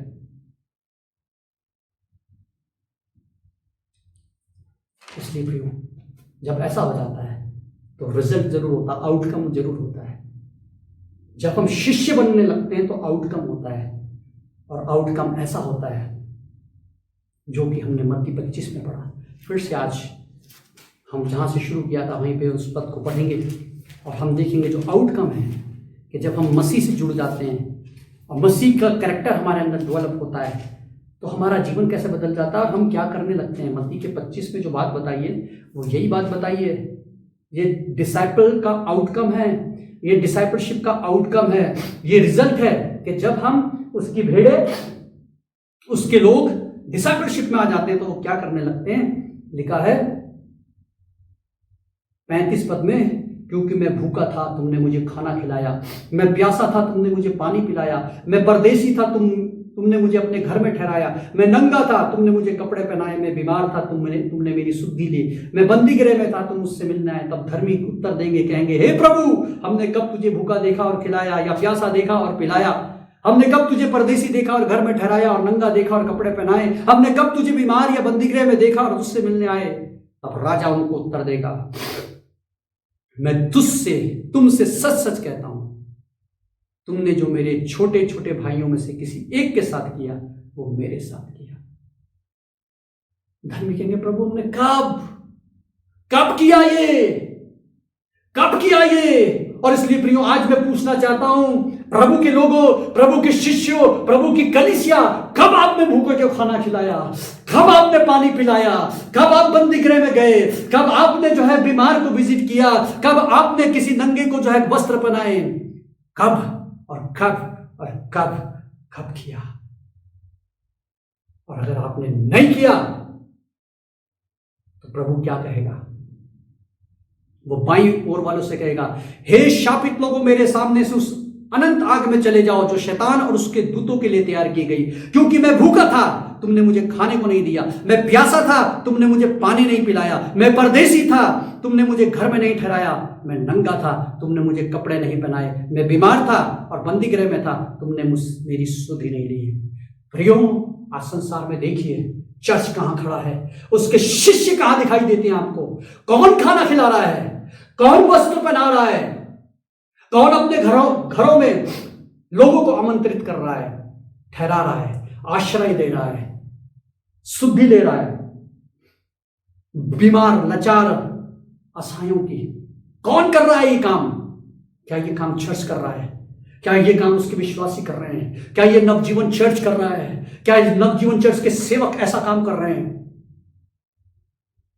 आज मेरा प्रभु मुझे क्या कहेगा? क्या मेरे लिए कहेगा, हे मेरे पिता के धन्य लोगों? इसलिए मत्ती 5 में उसने कहा, धन्य है जो मन के दीन है, धन्य है जो नम्र है, धन्य है जो मेल कराने वाले हैं, धन्य है जो धार्मिकता के भूखे प्यासे हैं। वो है धन्य। डिसाइपलशिप धन्य वहां से शुरू हो गया, धन्य शब्द वहां से शुरू हो गया। और ये रिजल्ट था उन धन्य लोगों का। जब तक हमने डिसाइपलशिप के कैरेक्टर को अंदर ग्रहण नहीं किया, हम उसके रिजल्ट में नहीं प्रवेश कर सकते। प्रियो, ये आउटकम था डिसाइपलशिप का। परमेश्वर आपको शिष्य बनाना चाहता है। ये शिष्य है उसके, जो गरीबों की, भूखों की, असहायों की सेवा कर रहे हैं, उनको प्यार कर रहे हैं। कितना दुख होता है जब हमारे पास खाना नहीं है, कितना दुख होता है जब हमारे पास घटी है, कितना दुख होता है कोई हमें मिलने नहीं आया, कितना दुख होता है कहते हैं हम बीमार थे, हमारे लिए किसी ने प्रार्थना नहीं करी, कितना दुख होता है कि हमारी किसी ने सुधि नहीं ली। हम आरोप लगाते हैं। कई बार यह होता है कि हमें तो किसी ने भी विजिट नहीं किया। आसान है ये कहना, नहीं किया। प्रभु अनुग्रह करे ताकि ऐसे समय में आप तक कोई पहुंचे। लेकिन क्या आपने कितने साल से मसीह को जाने, कितने बीमारों को विजिट किया, कितने गरीबों की सुधि ली, कितने असहायों को आपने प्रभु का वचन सुनाया, कितने भूखों को खाना खिलाया यीशु मसीह के नाम से, कितने भूखों को पानी पिलाया यीशु मसीह के नाम से। प्रियो, आज चर्च प्रोग्राम में चल रहा है, प्रोग्राम में चल रहा है। प्रोग्राम आएगा तो खाना खिलाएंगे, प्रोग्राम नहीं आया तो हम कैसे खिला सकते हैं? प्रोग्राम करने वाले फकीर फरीसी थे, प्रोग्राम करने वाले वो शास्त्री और कपटी थे, जो बाहर से धार्मिक दिखाई देते हैं, बाहर से खाना बांटते हुए दिखाई देते हैं, बाहर से सब कुछ अच्छे काम करते हुए दिखाई देते हैं। लेकिन प्रभु दिलों को जांचता है। प्रियो, क्या मेरी सैलरी में से, क्या मेरे पैसे में से, क्या मेरी तनख्वाह में से, क्या मेरी रोटी में से, क्या मेरी घटती और बढ़ती में से मैंने गरीबों के लिए मुट्ठी खोली है, मैंने असहायों के लिए मुट्ठी खोली है? क्या ये काम मैं अपने लिए अपनी तुरही बजा के कर रहा हूँ? जैसे पहले शास्त्री और फरीसी धार्मिकता के काम तुरही बजा बजा के, फोटो खिंचा खिंचा करके अपनी प्रोपोगेंडा करने के लिए हमने इतने खाने बांटे, इतने कंबल बांटे, इतना ये कर दिया, इतना। क्या इसलिए हम ये काम कर रहे हैं, या इसलिए कि ये हमारा कैरेक्टर है, क्योंकि हम डिसाइपल ऑफ क्राइस्ट हैं, क्योंकि दया हमारे अंदर है, ये कैरेक्टर है, क्योंकि प्रेम हमारे अंदर है, ये कैरेक्टर है, क्योंकि दीनता हमारे अंदर है, ये कैरेक्टर है। जब हम खाना बांटेंगे तो धौंस जमा के नहीं, अपने आप को ऊंचा दिखा के नहीं, नम्रता से सेवा कर देंगे। उसके दुख में दुखी होकर के उसके आंसू में आंसू बहाते हुए उसके साथ संवेदना, उसके साथ प्यार, यीशु का प्यार दिखाते हुए यीशु का रास्ता दिखाएंगे। प्रियो, फर्क इतना ही है, फर्क इतना ही है। सेवा में सिर्फ इतना फर्क है। खाना खिलाने वाले बहुत मिलते हैं, लेकिन जो खाना यीशु के प्यार से, यीशु की प्रेरणा से, उस क्रूस पे जो प्यार दिखाया गया है, वो क्रूस जब हमारे अंदर आता है और उस क्रूस की सामर्थ हमारे जीवन से बहने वाली होती है, हम जब शिष्यता सीखने लगते हैं तो हमारे अंदर से यही होता है। आपको पता भी नहीं चलता कब आपने भूखे को खाना खिलाया, क्योंकि फोटो नहीं खिंचाई थी, किसी को नहीं मालूम, आप भी भूल गए खिला के। आपने पानी पिलाया, फोटो नहीं खिंचाई थी क्योंकि भूल गए। किसी को आश्रय दिया था, किसी की मदद करी थी, किसी को अपनी जेब से, आपके पास किराया था, आपने किसी और की मदद करी, आप पैदल चले गए, फोटो नहीं खींची। फोटो खिंचानी कोई बुरी नहीं है प्रियो। आजकल अगर हम कोई कार्यक्रम सरकार के द्वारा या संस्था के द्वारा चलाते हैं, ये उसका एक हिस्सा है, मैं उसका विरोध नहीं कर रहा हूँ, मैं उसके विरोध में बातें नहीं बोल रहा हूँ। हमें जो डॉक्यूमेंट, जो सेवा कर रहे हैं, अगर उसको हमें किसी को हिसाब देना है, अकाउंटेबिलिटी, उसके लिए मैं नहीं कह रहा हूँ। लेकिन प्रियो, हमारा नजरिया क्या है? हम इतनी सेवा करते हैं, हमारा नाम नहीं आता, हम तिल मिला जाते हैं, सारा काम हमने किया लेकिन हमारा नाम नहीं आया। प्रियो, अच्छा है नाम नहीं आया, क्योंकि जिसने अपने नाम को इस दुनिया में कमा लिया, स्वर्ग में उसको कैसा प्रतिफल मिलेगा? उसको तो मिल चुका, लेकिन यीशु मसीह उसको प्रतिफल देगा। उस दिन धर्मी बोलेंगे, प्रभु हमने तुझे कब भूखा देखा, कब कंगाल देखा, कब नंगा देखा। प्रभु कहेगा, जो छोटे से छोटों के साथ तुमने ट्रीट किया, वो मेरे साथ किया। यह है ट्रू डिसाइपलशिप प्रियो, यह है यीशु मसीह की सेवा की सामर्थ। आज कलीसिया के पास ये सामर्थ कहाँ गई? आज विश्वासियों के पास ये सामर्थ कहाँ गई? आज मुश्किलों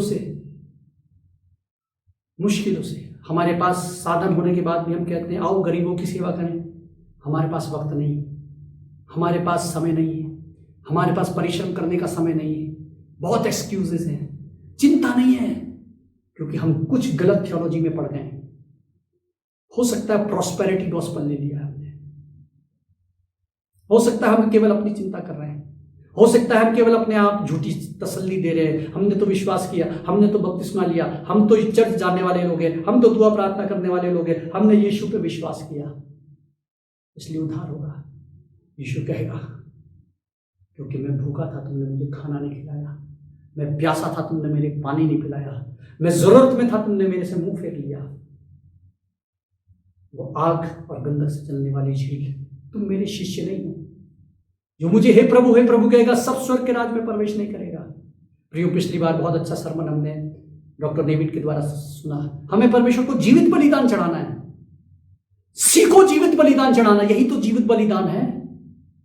और जीवित बलिदान वो चढ़ाएगा जो शिष्य बन रहा है, जो अपने प्रभु के विचारों में, उसके चरित्र में ट्रांसफॉर्म दिन प्रतिदिन हो रहा है। और वो एक दिन शिष्य बन चुका है, पता भी नहीं चला आपको। जब दया आ गई, जब नम्रता आ गई, जब दीनता आ गई, जब मेल मिलाप का भाव आ गया, आप प्रभु के शिष्य बन गए और आप वो काम करने लगते हैं। शायद संसार उसको नोटिस नहीं करता, लेकिन एक है जो आपको नोटिस करता है, वो आपका बुलाने वाला है, उसी के तो पीछे आप चल रहे हैं। इसलिए लूका के 4:18 पद में यीशु मसीह ने अपने दर्शन को बताया, वो क्यों इस दुनिया में आया। वो लिखा है, वो गरीबों के लिए आया, वो पुअर के लिए आया, वो कैप्टिव के लिए आया, जो बंधन में पड़े हैं, वो ऑप्रेस्ड लोगों के लिए आया, जो कुचले हुए लोग हैं और जो बीमार लोग हैं उनके लिए आया। पुअर, कैप्टिव, ऑप्रेस्ड, सिक, ऐसे लोगों के लिए आया। यही दर्शन आपका मेरा बन जाता है जब हम डिसाइपल बन जाते हैं प्रियो। यीशु का दर्शन हमारा दर्शन हो जाता है, यीशु का जीवन हमारा जीवन हो जाता है, और हम वो सब करने लगते हैं, हमें पता भी नहीं चलता। हमें तो रही बजाने की जरूरत नहीं है, हमें एडवर्टाइजमेंट करने की जरूरत नहीं है, लेकिन जिंदगियां बचने लगती हैं, समाज आशीषित होने लगता है।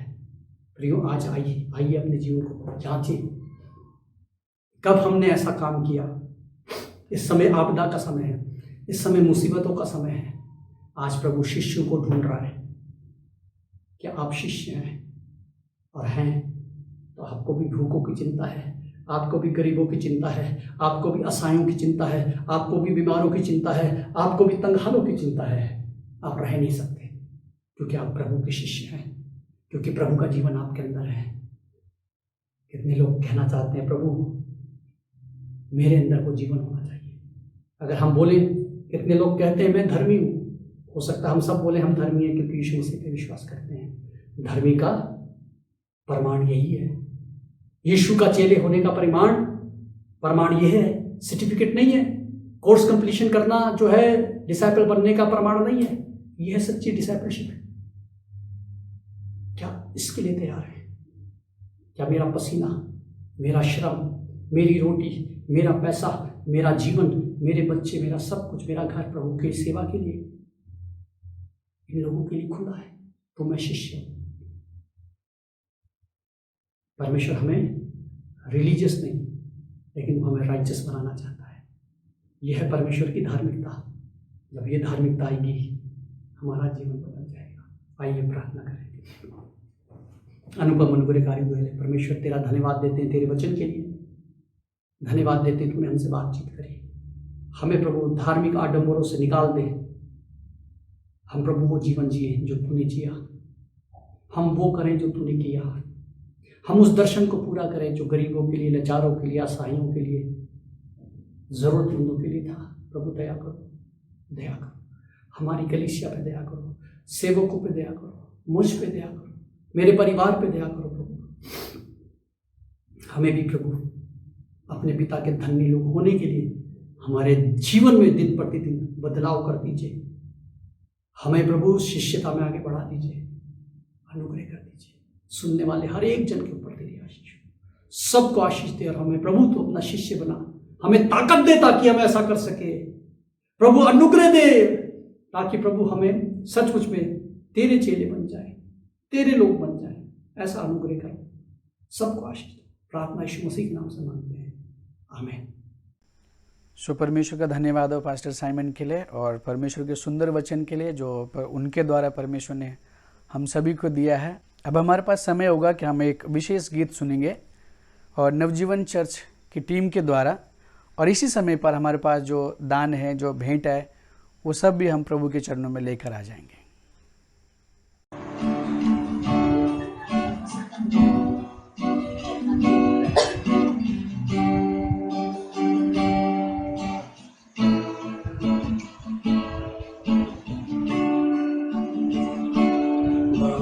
बीच में तू कहता है थम जा, तू मेरी ताकत है, तू ही मेरा ईमान। भंवर के बीच में तू कहता है थम जा, तू मेरी ताकत है, तू ही मेरा ईमान। प्रीत कर में तू साथ मेरे था, आज भी मेरे साथ है खड़ा, आने वाले कल में भी होगा। उड़ते हुए तूफानों में तू ही मेरी चट्टान, बढ़ती हुई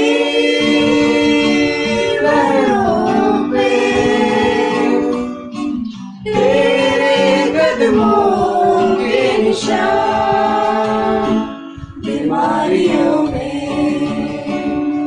तू कहता है उठ जा, यहोवा राफा, तू ही मेरी शिफा। बीमारियों में तू कहता है उठ जा, यहोवा राफा, तू ही मेरी शिफा। कल में तू साथ मेरे था, आज भी मेरे साथ है खड़ा, आने वाले कल में भी होगा।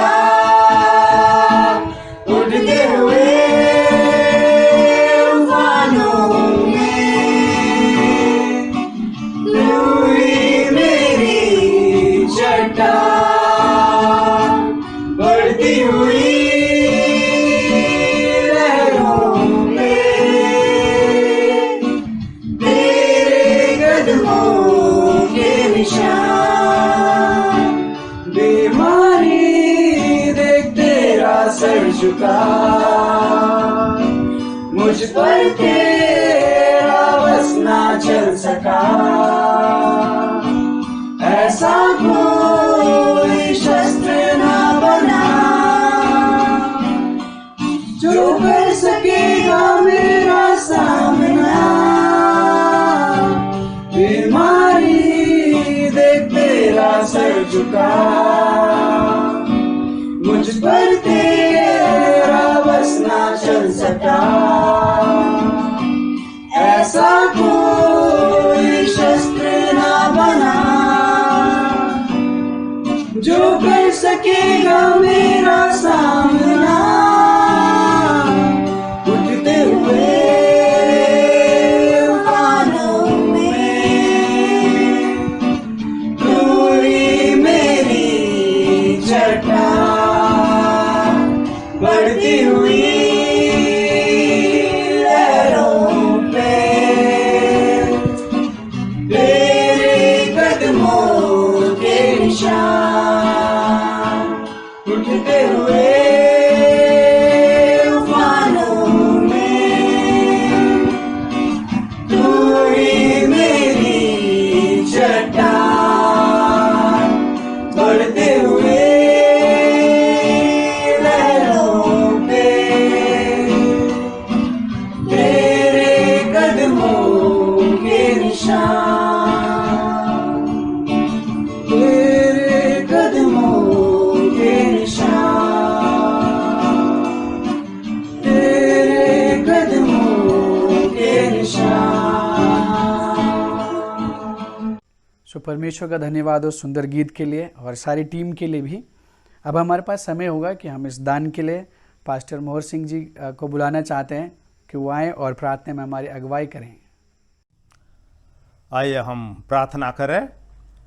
हमारे अनुग्रहकारी सर्वशक्तिमान परमेश्वर प्रभु, हम आपके नाम की महिमा करते हैं। प्यारे परमेश्वर प्रभु, आपका अनुग्रह, आपकी दया हमारे जीवन में बनी, आपका हम धन्यवाद देते हैं प्यारे परमेश्वर तेरे वचन के लिए, जो प्यारे परमेश्वर प्रभु हमारे जीवन के लिए प्रभु परमेश्वर प्रभु हम पिता परमेश्वर प्रभु स्वामी आपको सराहते हुए और परमेश्वर प्रभु जिस प्रकार तेरा वचन प्रभु हमको सीख देता है और आपका वचन ये कहता है कि प्रभु आपने अपने नाम से बड़ा आदर आपने वचन को दिया है।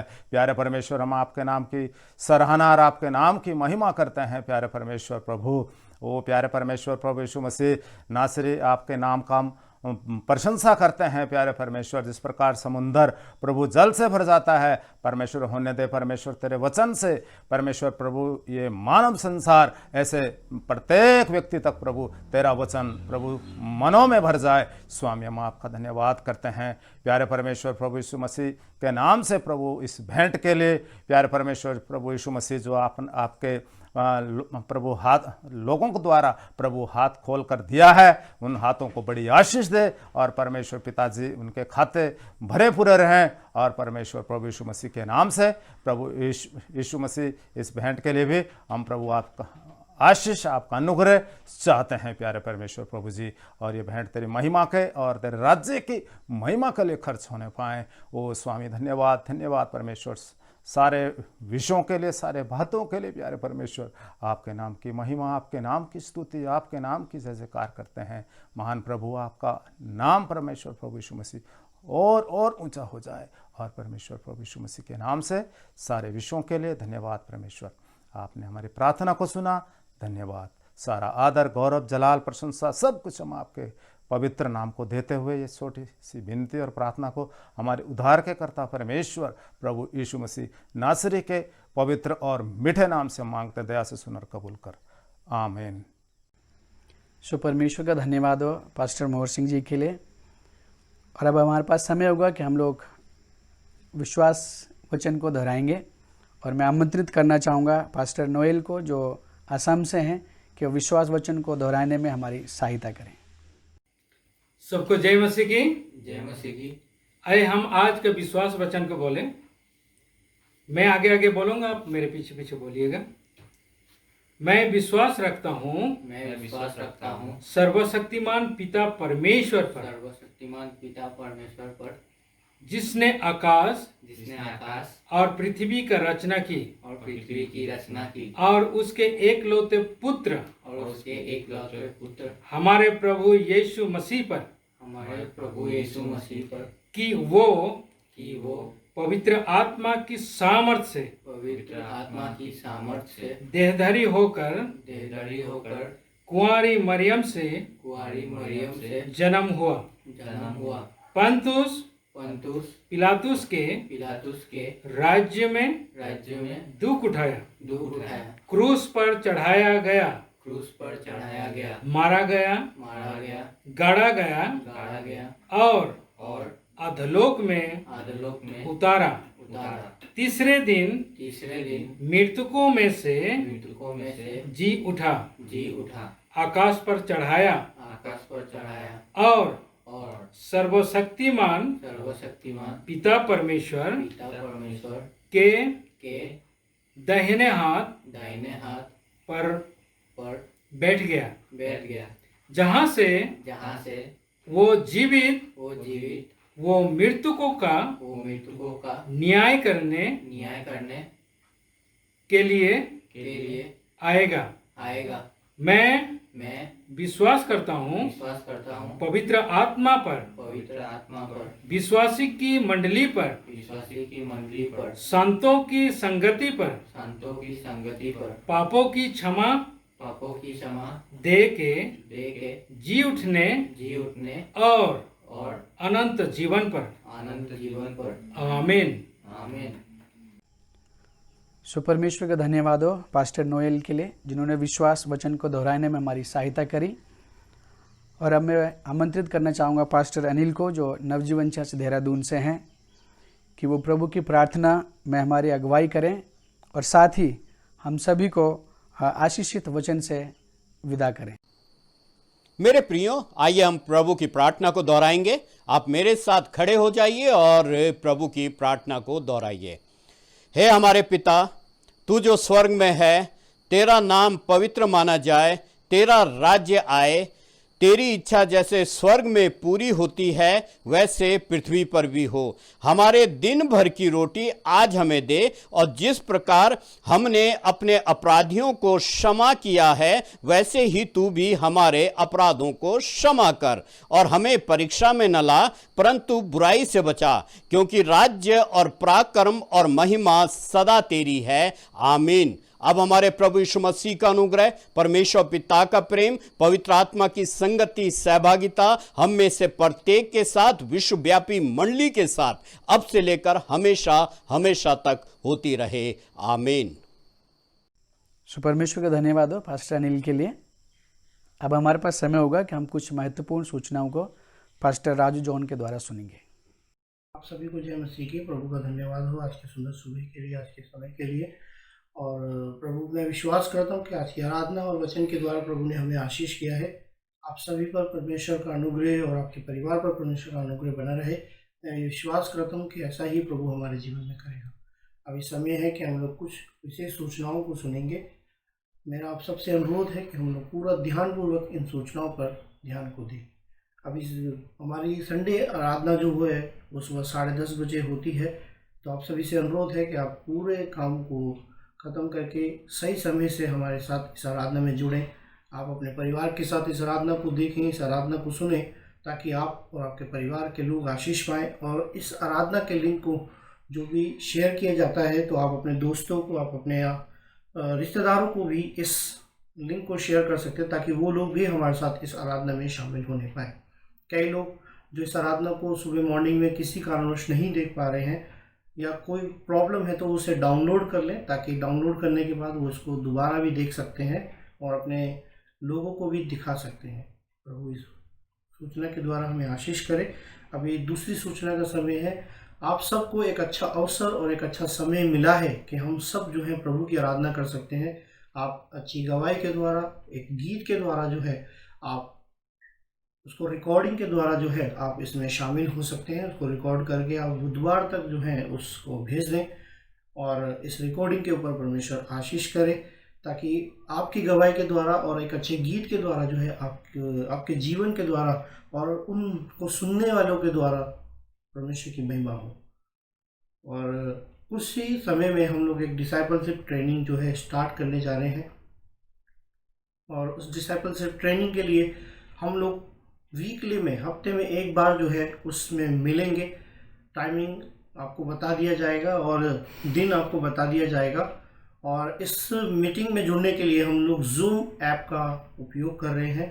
आप में से अगर जिसके फ़ोन में जूम ऐप है वो इसमें शामिल हो सकते हैं, और जिनके पास नहीं है वो भी इसमें डाउनलोड करें और इसमें शामिल हों। और आप अपने दोस्तों को, अपने रिश्तेदारों को और अपने बच्चों को और अपने परिवार के लोगों को, कलीसिया के लोगों को इंकरेज करें ताकि वो इसमें जुड़ें और परमेश्वर की महिमा हम सब जो है कर सकें, और प्रभु के वचन को, परमेश्वर के वचन का अध्ययन हम जो है गहराई रूप से कर सकें। और आप सभी से अनुरोध है कि आप में से जितने लोग भी दान दशमांश, वीकली का जो दान दशमांश देते हैं, उन सबको अपने चर्चिस में जमा कराएं और उसकी स्लिप जो है वो आप याद से लें ताकि प्रभु आपको आशीष करे। सो परमेश्वर का धन्यवाद हो पास्टर राजू जॉन जी के लिए और इन महत्वपूर्ण सूचनाओं के लिए। मैं आशा करता हूं कि इस वचन के द्वारा और इस आराधना के द्वारा परमेश्वर ने हम सभी को बहुतायत की आशीष दी होंगी, और हम सभी फिर मिलेंगे।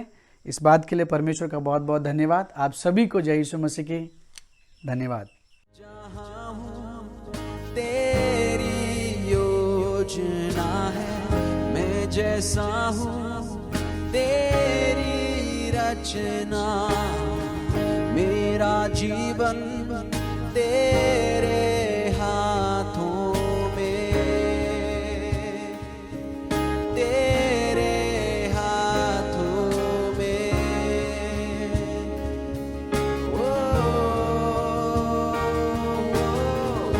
तेरी मर्जी मेरे लिए हानि और नाश की नहीं,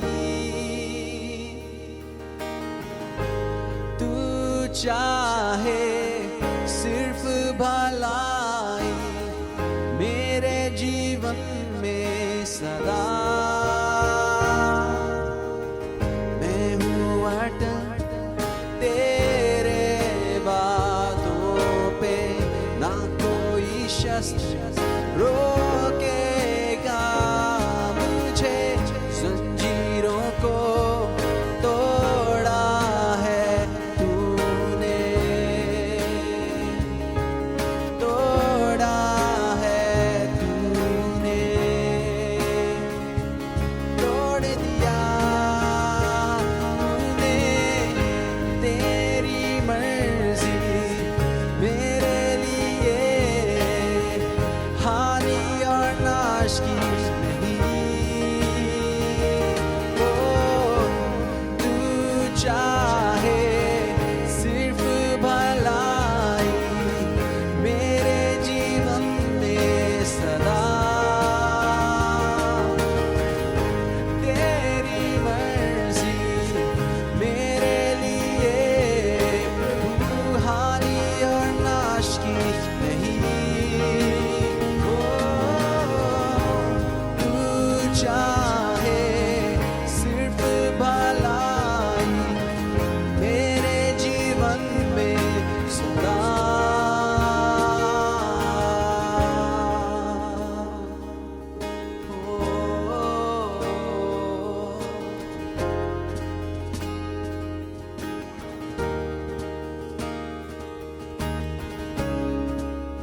तू मेरा खुदा, पिता भी तू मेरा, बाहों में तेरे मैं रहूं सदा। तू मेरा खुदा, पिता भी तू मेरा, बाहों में तेरे मैं रहूं सदा। तू मेरा खुदा, पिता भी तू मेरा, बाहों में तेरे मैं रहूं सदा। तू मेरा खुदा, पिता भी तू मेरा, बाहों में तेरे मैं रहूं सदा।